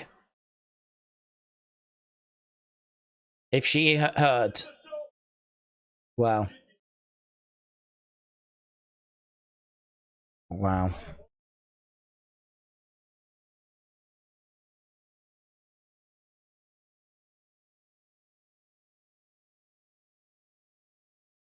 I'm going to do what my mom wants me to do.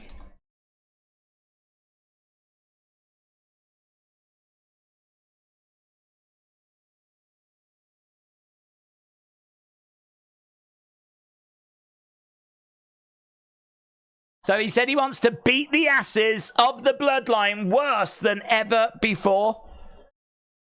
That's amazing. That's incredible, isn't it?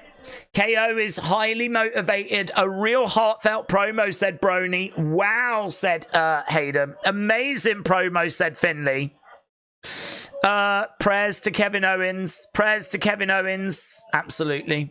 And his family. Absolutely. I just actually put that out. Thoughts with Kevin Owens' mother. Horrible. Horrible. I mean, how you try and focus on a match when that's going on?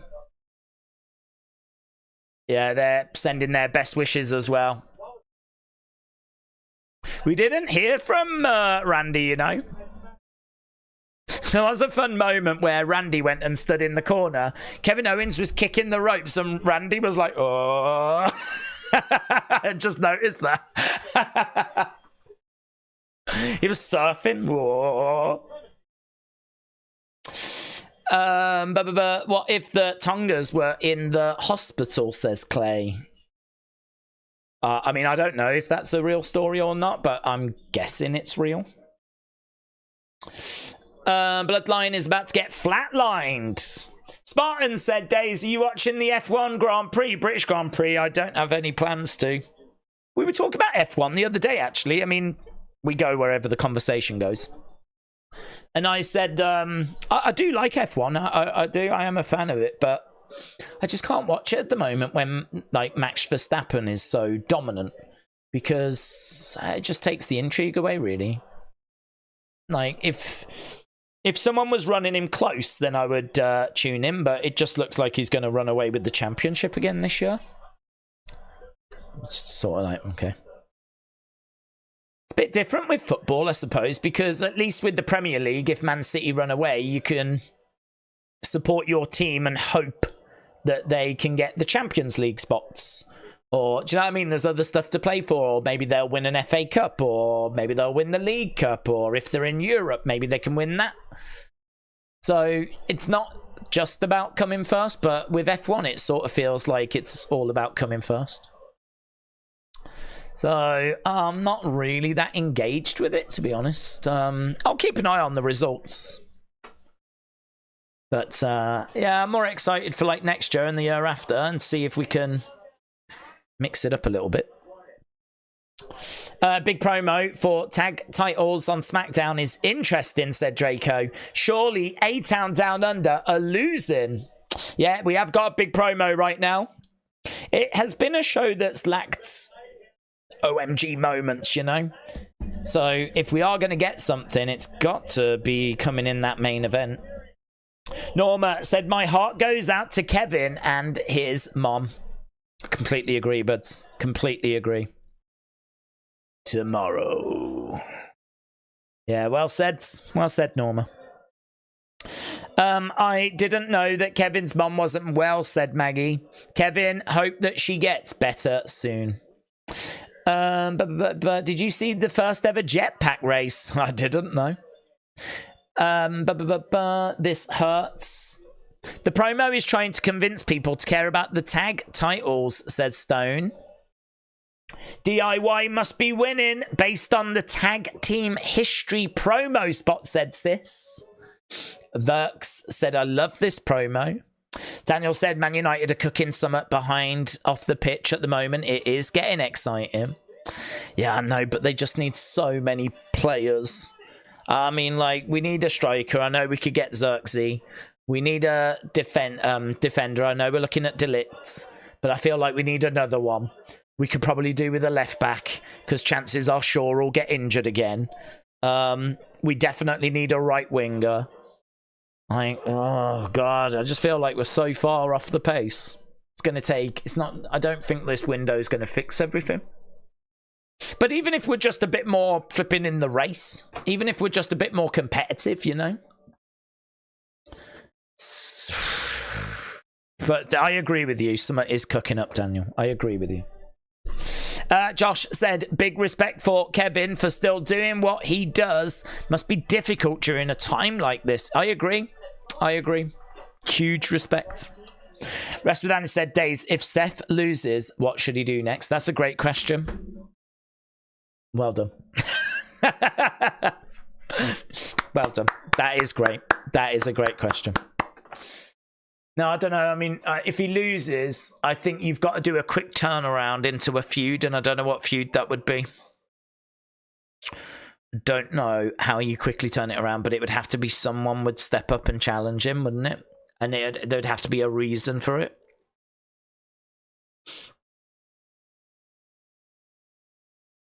I'm trying to think if he's got like a feud with someone that you can quickly get into, but I can't really think of anyone.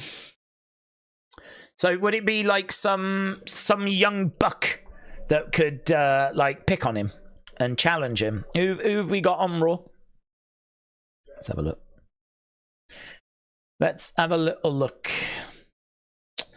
I don't think he'd go after Bron Breakker. You could do a program with Bronson Reed. Because Bronson Reed is someone I think that we could invest in that needs like a high profile opponent. You could start a feud there. Ilya Dragunov. That would bang, actually. Seth versus Ilya Dragunov. Ilya wanting to prove that he belongs, challenges Seth, a former champion. Imagine that, Ilya versus Seth. Wouldn't be down on that. The only downside is that's face versus face. What about Carrion? What about if the Final Testament pick on Seth? Because I don't know what they're doing with New Day. I don't really care. But what if what if Carrion turns his attention? That would be okay. I'd be all right with that. We could bring in Odyssey Jones. Sheamus, but he's a face. Yeah, there's not loads of options, is there really? I like that question though. What would you do with Seth? It's a very good question. What would you do with Seth? I mean, I don't think there's a ready-made feud for him, so I think I'd be tempted to have some young upstart challenge him and say that they want to test themselves. That could be Bronson Reed, or it could be Ilya. In the crowd, we've got EO. So we are going over to our next match. We're only 40 minutes away from the end. So it is Bayley versus Piper. Bayley versus Piper. Coming up next.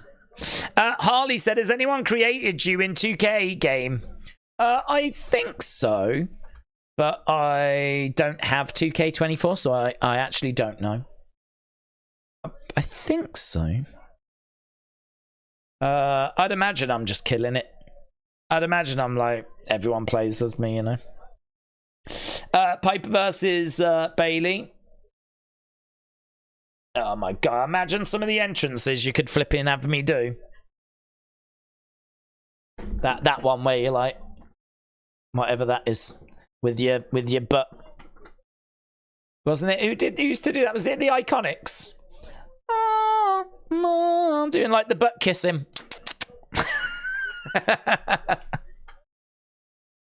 Don't do that, Harley. Yeah. James said, we still want Braithwaite from Everton. I'd love him. But apparently Everton want like 70, don't they?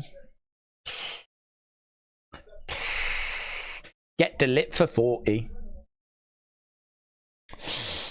Seth versus Punk will happen. That's the end game for him. The rivalry is personal. You saw Seth had heat for Punk the moment he got in WWE. Yeah, but I think Punk's facing Drew at SummerSlam. Myro said, I've just woke up. What have I missed? Not much is the honest answer. I think that this has been a go-home show. We've had a talk-in segment that's had all the people in Money in the Bank be in the ring.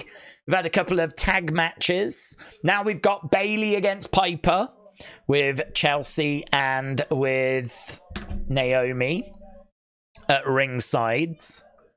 Yeah, miss much. It does feel like the tag match is going to have a big talking point, though. Main event coming up. We got 40 minutes left. Of course, this is just the starter. The main course is tomorrow. That's when we've got Money in the Bank. And then, of course, on Sunday, we've got the dessert that is NXT Heatwave. Naomi looking stunning. She looks amazing, doesn't she? Drew has completely hijacked the Punk first feud, said Adam. I hope Naomi doesn't win. She's not been killing it in the ring, says Hasdrubal. The best cereal is Weetabix, said Spartan Major. Bayley charging over. Tried to go through the corner. She kicks out at Piper. Piper comes over, grabs Bayley. Oh, mates! She spins Bayley round. Bayley goes head first into the ring posts. Oof. She's got a cracking headache there. Mates! She was like, and all she heard was a... That's, Bayley did protect herself there, but it was a great sound. Bayley down. Oof. She felt the effects of that. Let's go, Bayley, said Joe. McElroy said, stay away from Braithwaite. You can't have him. His ass. Forever Red said, England 1-0 against the Swiss. Oh, I hope so. I hope so. I'd love for them to get the win and for it to click. Because, you know, we saw Italy go home because they never clicked. We saw... Portugal never clicked, although they did just push the French to, you know, extra time. That's going to be a match, isn't it? Spain versus France, semi-final. Winner gets through to the final. Spain versus France. That'll be one hell of a game. England need to get past Switzerland, and then it'll be either Netherlands or Turkey. But we've got to get past Switzerland first. I feel like we won't hear from the Bloodline as much now that Paul used to do all the talking, said Clay. Shockwave said, free Toblerones tomorrow. The Toronto crowd isn't the best during the Leafs games, says Blaze. Not the best during the Leafs games. Some say we just pay such close attention that we are quiet, but I think we just suck. It's all right. It's all right. No, it's not a dead crowd. It's just, I think people have been a bit spoiled, haven't they, you know? Can't expect every crowd to be like that French crowd. Did anyone notice that Chelsea is wearing a different outfit? No, I didn't actually. She's changed again. God bless. White Walker said, I think Rikishi could be the new Bloodline wise man. Thoughts? I don't think so. Just because he's the dad of the Usos. So why would he join up with this new bloodline? Like, if he was going to be the spokesman for a bloodline, wouldn't he be the spokesman for the bloodline that his sons are in? Bailey. She's back underway. Oh, there's Zoe. Zoe's in the crowds. There's Lyra. She's in the crowd as well. Oh, man, I'd be like, Lyra, can I get a picture? I was going to get a picture with Lyra, but she never came over to me. Do you know, it's crazy. I went to an NXT house show. Lyra was on that show. That was like the end of April. Here we are in like early July, and Lyra's been on the main roster for months. She got called up not long after I saw her at that house show. Here's, I should have a look, actually. I wonder if that was the last NXT live event she did. She might have. That might have been her last NXT live event. I'm not sure. Tiffy came down. Tiffy time. Bailey round the back of Piper. She's got a rear naked choke applied. Look at that. It's in as well. Referee having a word there. That's a choke. That is a choke. Oh, she gets planted by Piper. Zoe watching on. Io watching on. Naomi's at ringside. Chelsea's at ringside. I don't know why all the women have come down. What are they watching? Why are they there? Why do they care? Shot coming in there by Bailey. Another shot coming back there by Piper. Piper, duck underneath there by Bailey, and again, net breaker. Bailey with a net breaker. Naomi banging on the edge of the ring, trying to get the crowd fired up. She's going up the steps. France haven't scored in open play. Spain will beat them, said Macarice, and they'll get to the final. It's going to be Spain-England, and it's coming home. I don't know how I feel about Spain-England. Be amazing for England to get to another final, but I don't know that they would go in as favourites, you know, against Spain. Oh, hello. Oh, into the barricades went Chelsea. Naomi goes into the ring steps. Now Lyra jumps over. Lyra running rounds. Could Lyra with her big flares. She looks like she's flipping part of ABBA. Look at that. She looks like a flipping dancing queen. Big shots coming in. We got a big brawl. Tiffy going up. It's Tiffy time. Tiffy's perched. We got all the women waiting on the outsides. Looking up. Isn't it funny how time just seems to stand still when someone's about to jump on top of you? Piper going up in the corner. Oh, she misses. She misses. Bailey. Rose plant. 1, 2, 3. Boom. Bailey gets the win. Bailey gets the win. Here is your winner. So the Rose Plants. It's a fun name. Bailey gets the victory. We got all the different participants. Oh, hello, Nia Jax. Nia Jax goes against the ropes. Boom. Nia Jax attacks Bailey. Headbutt. Bailey goes down. And another leg drop. What you gonna do when Nia Jax attacks you, brother? Leg drop city. Oh, Annihilator. Annihilator. She's dragged Bailey over to the corner. Is it gonna connect? Is it? Look at that. Oh, who's this? This Meechin. Boom. Swinging away. It is. I wanted to see her hit an Annihilator.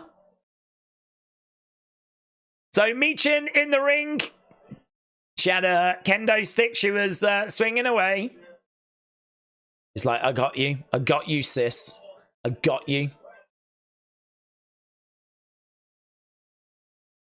Bailey, I don't know. Bailey just had a word there with the ref, but I didn't see what she said. Bailey has got that championship over her shoulder. There's Tiffy. There's Nia. The best of friends. If I was any good at like lip reading, I'd love to know what Bailey just said to that ref on the outside. I don't feel like we were meant to see that. Nia actually looks like she's dropping some pounds, said Darksides. Do you remember when Zoe attacked Trish? Could we get Trish to cost Zoe in Money in the Bank? We could do. I don't know why we would want to go back to that, to be honest. I feel like we did it and we moved on from it. But I mean, and we could go back to be a way of getting Trish onto the SummerSlam card, but I don't know. I wouldn't be crazy for it. Michin against Bailey would be good, said Michael. I agree with that. That would be good. Tom said, I've sent you a DM about a theory I've got with Money in the Bank. It would be great if you could read it. Oh, I'll read it. I'll try and get to it. I am drowning in messages, to be honest. When did you send it?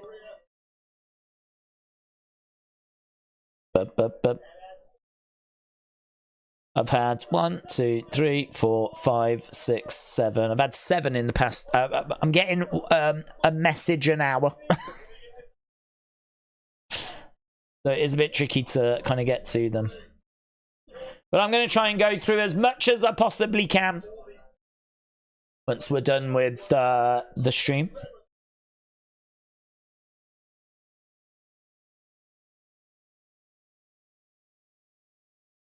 Okay, right, we're backstage. Coming up next, A-Town Down Under against DIY. So the big match, the match that we're waiting for, the one that we think there's going to be some drama. It's coming up next. What do you want to talk about?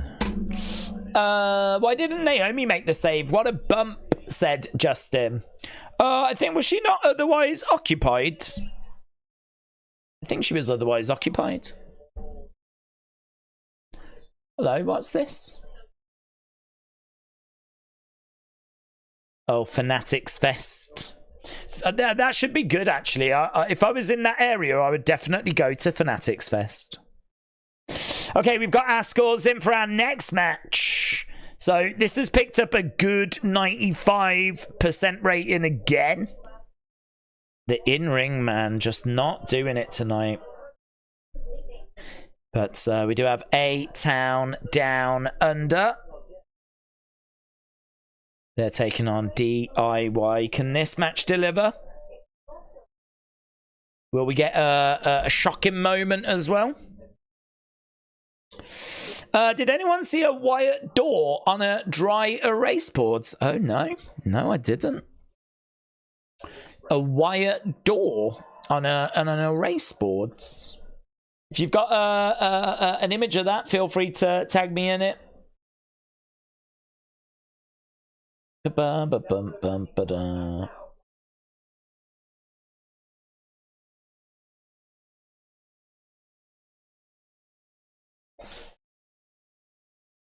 I'm sure they advertised Solo Bloodline explanation, but they've said it's main event time, said Liam. Main event can't take 30 minutes. Maybe we get Bloodline tease at the end of the show. Maybe we could get Bloodline tease, but I don't know, to be honest, because I think when we go back, there'll be a backstage interview, and then we'll get the entrances.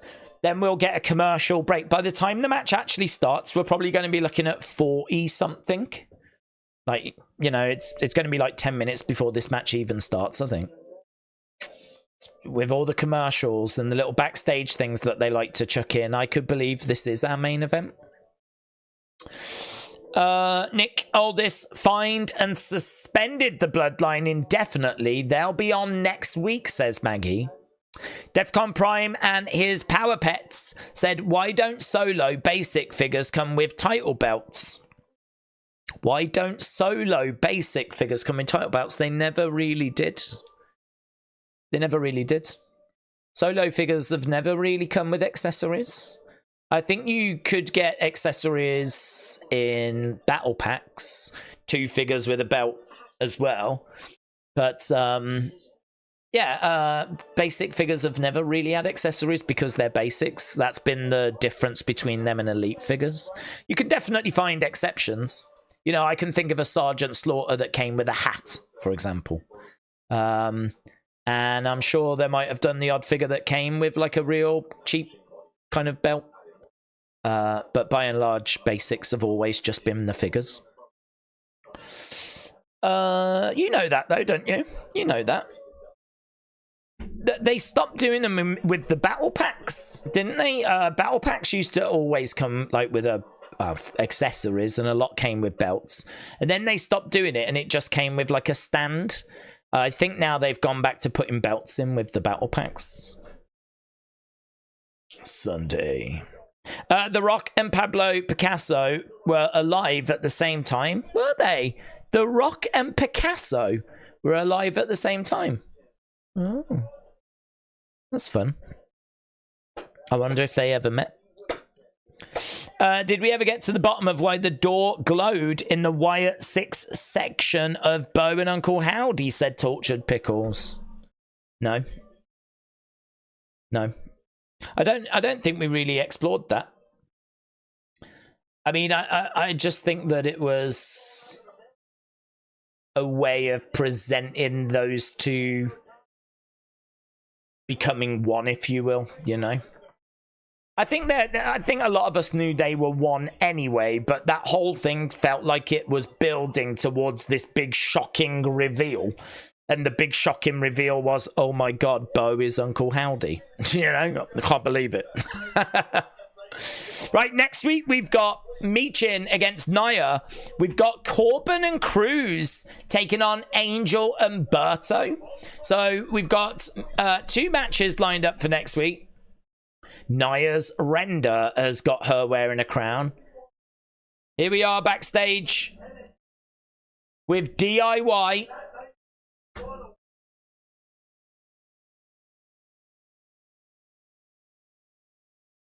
Two years ago, I returned to WWE in this arena. So they're cutting a promo as they're walking backstage.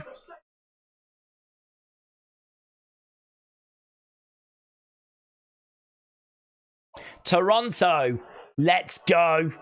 DIY's music plays. They walk through. Oh, Gorilla looks different, doesn't it? The layout of Gorilla there is different. The thing got caught on the camera a little bit. So there we go. DIY come out. Johnny Gargano, Tommaso Ciampa. It's always a great way of following them out, isn't it? Going from the back, making our way out. Oh, there's a DIY sign.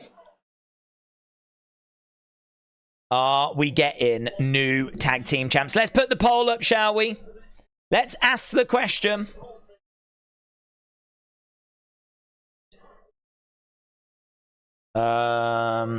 Will DIY become the new tag team champions?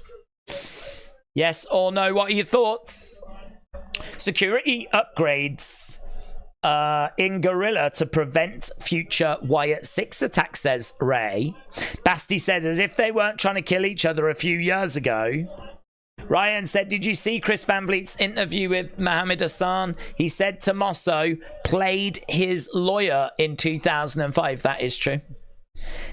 Mitchell said, I'm all in on DIY winning. Sis says, cameraman got smacked in the face by the curtain. Lol. Lol. Right, here we go. Here's A-Town Down Under, and we're all looking at the little dirty looks and whatever that are going to be exchanged. Here's the entrance for Austin Theory. There's Grayson Waller. And these two turn around, make their way down. The WWE Tag Team Champions, A-Town Down Under. And they grab that sign, that DIY sign. Grayson Waller grabs it, rips it up. Smile on the face of Grayson Waller. as they head down to the ring. A-Town title run has been horrible, said Justin. They need to drop the titles. The Grayson Waller figure in pink is awesome, said Defcon Prime. James said, I went with no. Next Friday, Smackdown will be in Worcester, Massachusetts. Grayson Waller is the next Randy Orton, said Mr. Quake. So Theory comes up, poses in the corner with Grayson Waller. All day.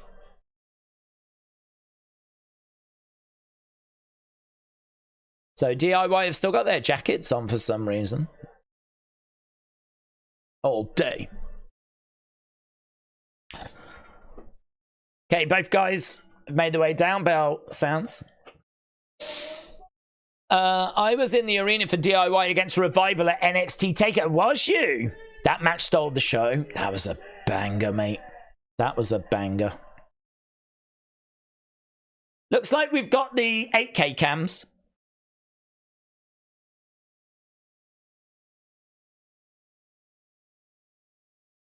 Challengers.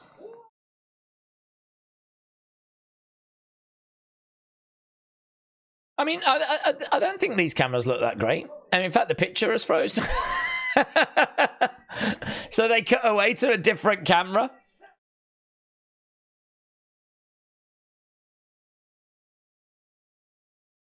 Yeah, I mean, those 8K cameras are probably only good if you've got an 8K TV. And the picture even froze on it. Lol. Right, Jessica Carr holds up the titles, and we should be getting underway with this one.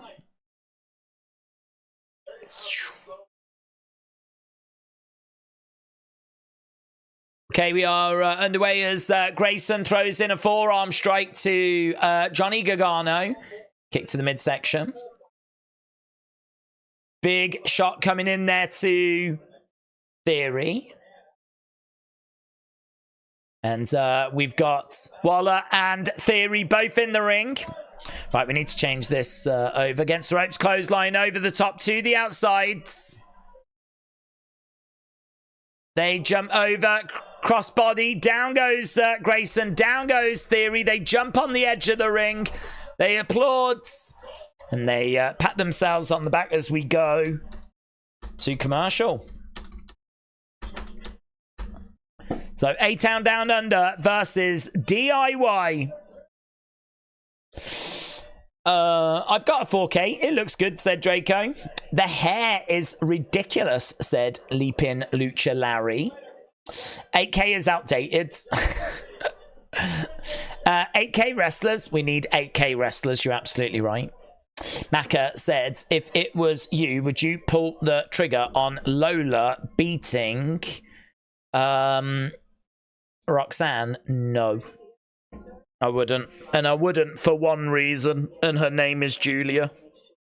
I would keep the belt on Roxanne till Julia is ready. Do Roxanne Julia. And I think Lola's still quite green. I think Lola's quite a long way away from getting called up. I don't even know if Lola gets called up next year. I don't think she does. So, no, I would wait. If it weren't for Julia, I might be tempted. I might be tempted. But I would just keep building Lola, to be honest. The promo from Lola was bad, said Mitchell. Yeah, that's... I never saw any reaction to that, actually, but she started to get really upset. I think she wears her heart on her sleeve, and if you're going to talk about family... I mean, it's like Cody, really. Cody, when he talks about his dad, you can totally understand him getting upset. She was talking about her mom and the sacrifices her mom had made, and she started to get upset. The difference was, Cody can sort of, like, do that, you know? Pull it together, man. Suck it up and then carry on. She was in floods and she was really struggling to get through it. She struggled more than Cody struggles to get through. So I don't know, is that a lesson learned? Don't don't touch on the family thing. I don't know. But she did really break down and struggle with that. Waller is going to turn on Austin like Tommaso did to Johnny in NXT, says Adam. Days, you are in a video game and your finishing move is the start of Days and the Beanie Buster, said Mr. B. Let's go. Let's go. The start of Days. The start of Days. I love that. I am your father, said I hate when Cody does that. The little look away. Yeah, one of the other problems with the promo, as we said on NXT, was that it didn't even fit. She was talking about, like Roxanne said, you're a fighter, I'm a wrestler, we're having a wrestling match, you can't beat me. And then out of nowhere, Lola was like, well, let me tell you about the hard times that I've been through. And it's like, what? Let me tell you about what I've had to overcome. Hang on. How does that fit? How does that make you a good wrestler? Sorry, that's what we're talking about right now. Are you doing your own promo? Like what?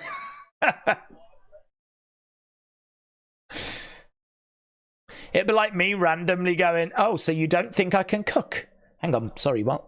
And where did that come from? Sorry, did anyone mention that? Or, oh, I'll show you cooking. Back elbow. The Beanie Buster sounds fatal, says I am your father. Corey said 8K TVs are stupid expensive. Nothing is even in that definition right now.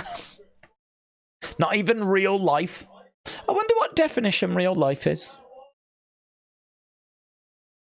Can we get to a definition that's better than real life? What about if we achieve that? Imagine that. Imagine if TVs get better than the world. Let's go. The start of Days followed for the bye. Oh, yes. Start of Days of bye for now. The bye for now. Oh, my God. The bye for now. It's not a devastating finishing move, but it does fit, doesn't it?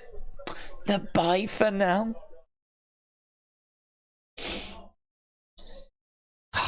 Bye for now. It's such a lovely thing. It's like, look after yourself, really, innit? Look after yourself. That would be another one of my moves, the look after yourself. The bye for now. Do you think you'd get any pushback if you called yourself Beanie Man, says LB? Well, I don't know, to be honest. I mean, I don't know what his reputation's like. I don't know. How do people look at Beanie Man now? I mean, from a legal point of view, I'd probably get a cease and desist. From a... I don't know, from another point of view, I don't know, because I don't know what his reputation's like. I mean, I can't imagine you want to be going around calling yourself R. Kelly these days, you know? A Cleveland Destroyer. Clothesline on the outside. Johnny goes down. So we've got 14 minutes left of the show. That is it. 14 minutes. I would say bye for now and don't effing come back, says James. Well, maybe when we go to Netflix, James, we can call it that. Nice little roll up. 1, 2, kick out. Johnny comes over and he tries to make the tag to Tommaso. He goes over the top. Roll up. 1, 2. Ah, no joy. No joy. Goes for the kick. Enziguri. That seemed to miss by a mile. I don't think that was the best of camera angles. It did seem to miss by a bit. Johnny tries to make the tag, but Grayson grabs the leg of Tommaso, pulls him off the edge of the ring. His theory picks up Johnny. Oh, lovely. 1, 2. Oh, no joy. No joy. Theory thought he had got the 3 there, but it wasn't to be. And I think we're going to go to another commercial break now. Another commercial break. Jeez Louise. Days, your submission hold should be a sleeper hold called the bye for now. It works, doesn't it? When it's time for the bikini contest, you can hit them with the wheel of fun, said Russell. I mean, that sounds a bit pervy, to be honest. Moving eyes, the resolution is around 576 megapixels, which means 576 million pixels would be needed to create a screen that is as sharp as a field of view. Oh, that's actually interesting. I feel like we could get there one day. I feel like we could get there.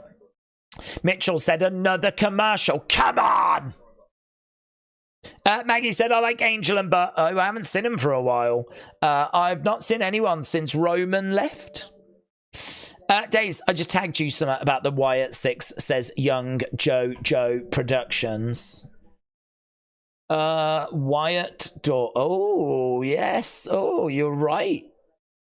Oh, that is very interesting. I don't know why I'm saying it that way. Here we go. It was mentioned earlier, but look at that. It is like a Wyatt door plan. I love how they call it the Wyatt door as well. Yeah, there it is. Wow. Wyatt door. Did they put that there? So obviously we know the door that they walk through. Do you think that they meant for that to be seen? I'm guessing they did. They must have known. Mustn't they? They must have known.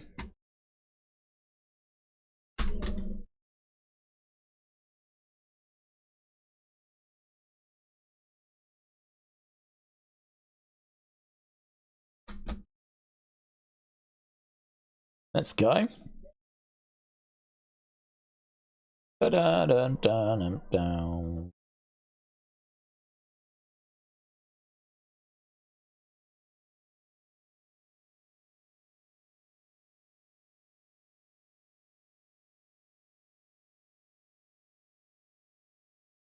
Love it. We're seeing the door tomorrow. I don't think that was meant to be seen, says Adam. Wyatt door straight out of IKEA. It is funny that there's a flipping thing up that shows you how to make the Wyatt. They're anti-establishment, yet they've got plans for setting up the Wyatt door.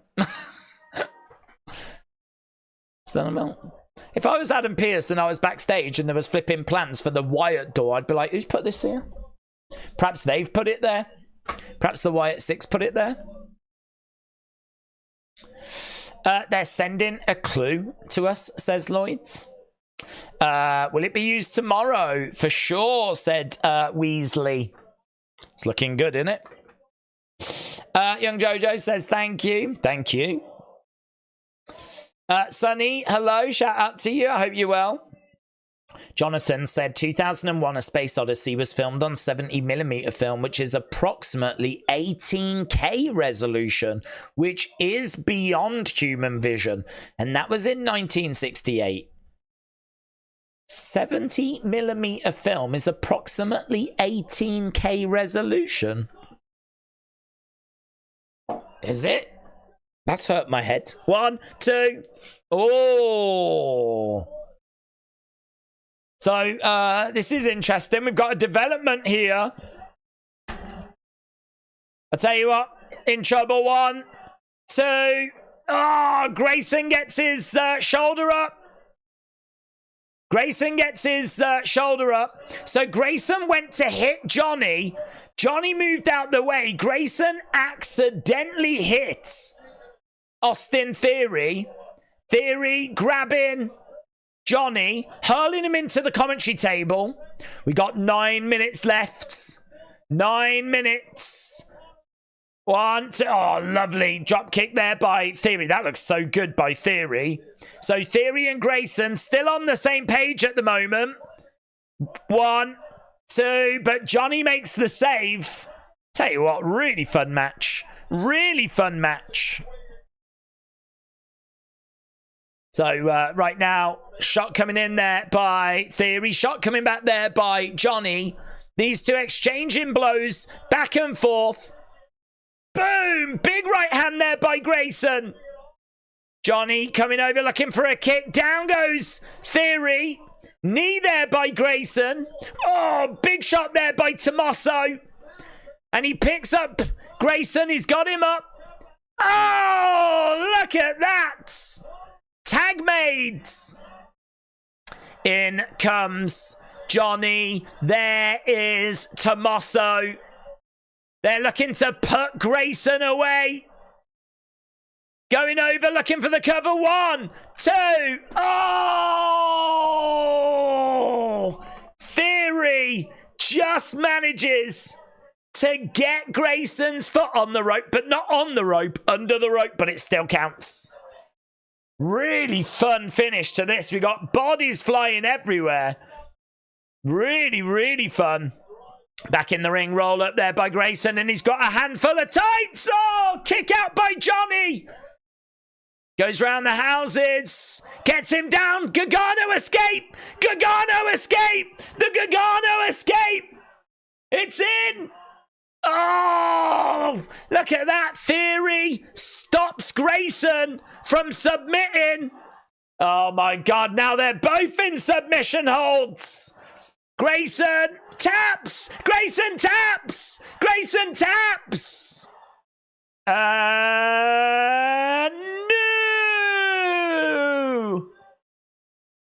World Tag Team Champions. In a banger, man. In a really fun match. DIY have done it. DIY. New Tag Team Champs. Now, what happens with a town down under? We've still got about 5 minutes. They're on the outside. They've rolled out the ring. DIY, get those tag titles. Really fun match. We're just seeing a replay. And there's lots to replay because it was really fun, really good. Loads of spots. Actually, whilst we're waiting to see how this is going to play out, let's get the poll up, shall we? Boom, boom.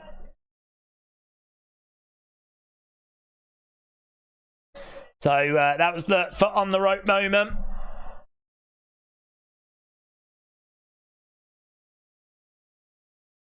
We're just looking at the replay, but I'm interested in what happens after this. We'll have a few minutes left, won't we? Bring back the awesome truth, said Robert. New champs. Great match, said Al Leon. There we go. They're holding up those tag titles. I can't see Grayson and Theory, so I don't know that we've got... I don't think they're around. Smile on their on the face of Johnny and Tommaso. Okay, here we go. People were talking about this solo promo. This is the Ula Fala. This makes me the tribal chief.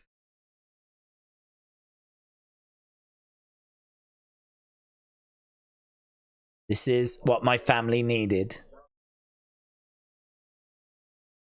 Roman wasn't man enough. He's not man enough to defend our legacy. He shall no longer call himself the tribal chief.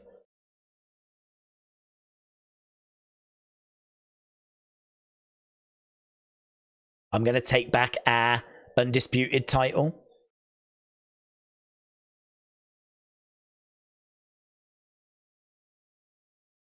He can try and take it from me. He's talking about Roman. Cody Rhodes, I'm coming for you.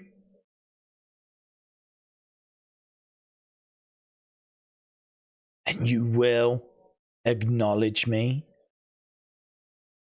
There we go. And the Ulafala is placed around his neck. I love that. I love the presentation of that.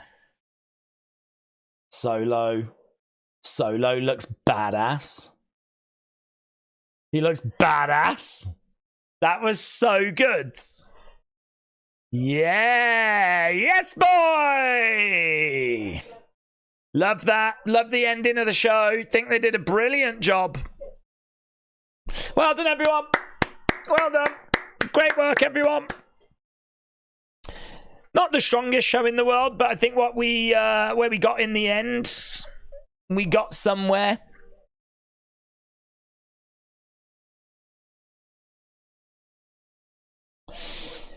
We need to build Solo well, and that is how you do it, says Finley. Right, we've got all of that. Let's turn that off. Let's go. What have we got here? 56, 22, 17, 2. That got a great 78% rating. Boom. Right, my friends. I am going to love and leave you quite quickly because I just feel like there's so much for us to get our teeth into. Obviously, it's a big weekend. We've already been live for over 6.5 hours tonight. So I feel like we can definitely afford to step away now. But yeah, don't forget, I mean, look, 6.5 hours, we will laugh at that tomorrow. We will scoff at 6.5 hours tomorrow. So appreciate the support, everyone. Hope you had fun.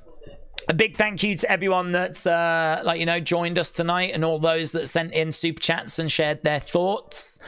We are back tomorrow. We're early tomorrow. I think it's like 8 tomorrow, as we're going to be 2 hours before the countdown show. We go all the way through Money in the Bank. It's going to be amazing. So looking forward to it. Tomorrow is where I think we get to see the Wyatt Six again. And obviously we find out who wins Money in the Bank. Will someone cash in? Will we get a new IC champ? Will we get a new World Heavyweight champ? We've got lots of things to address. So thank you for watching. Appreciate the support. I will see you again next time. Bye for now.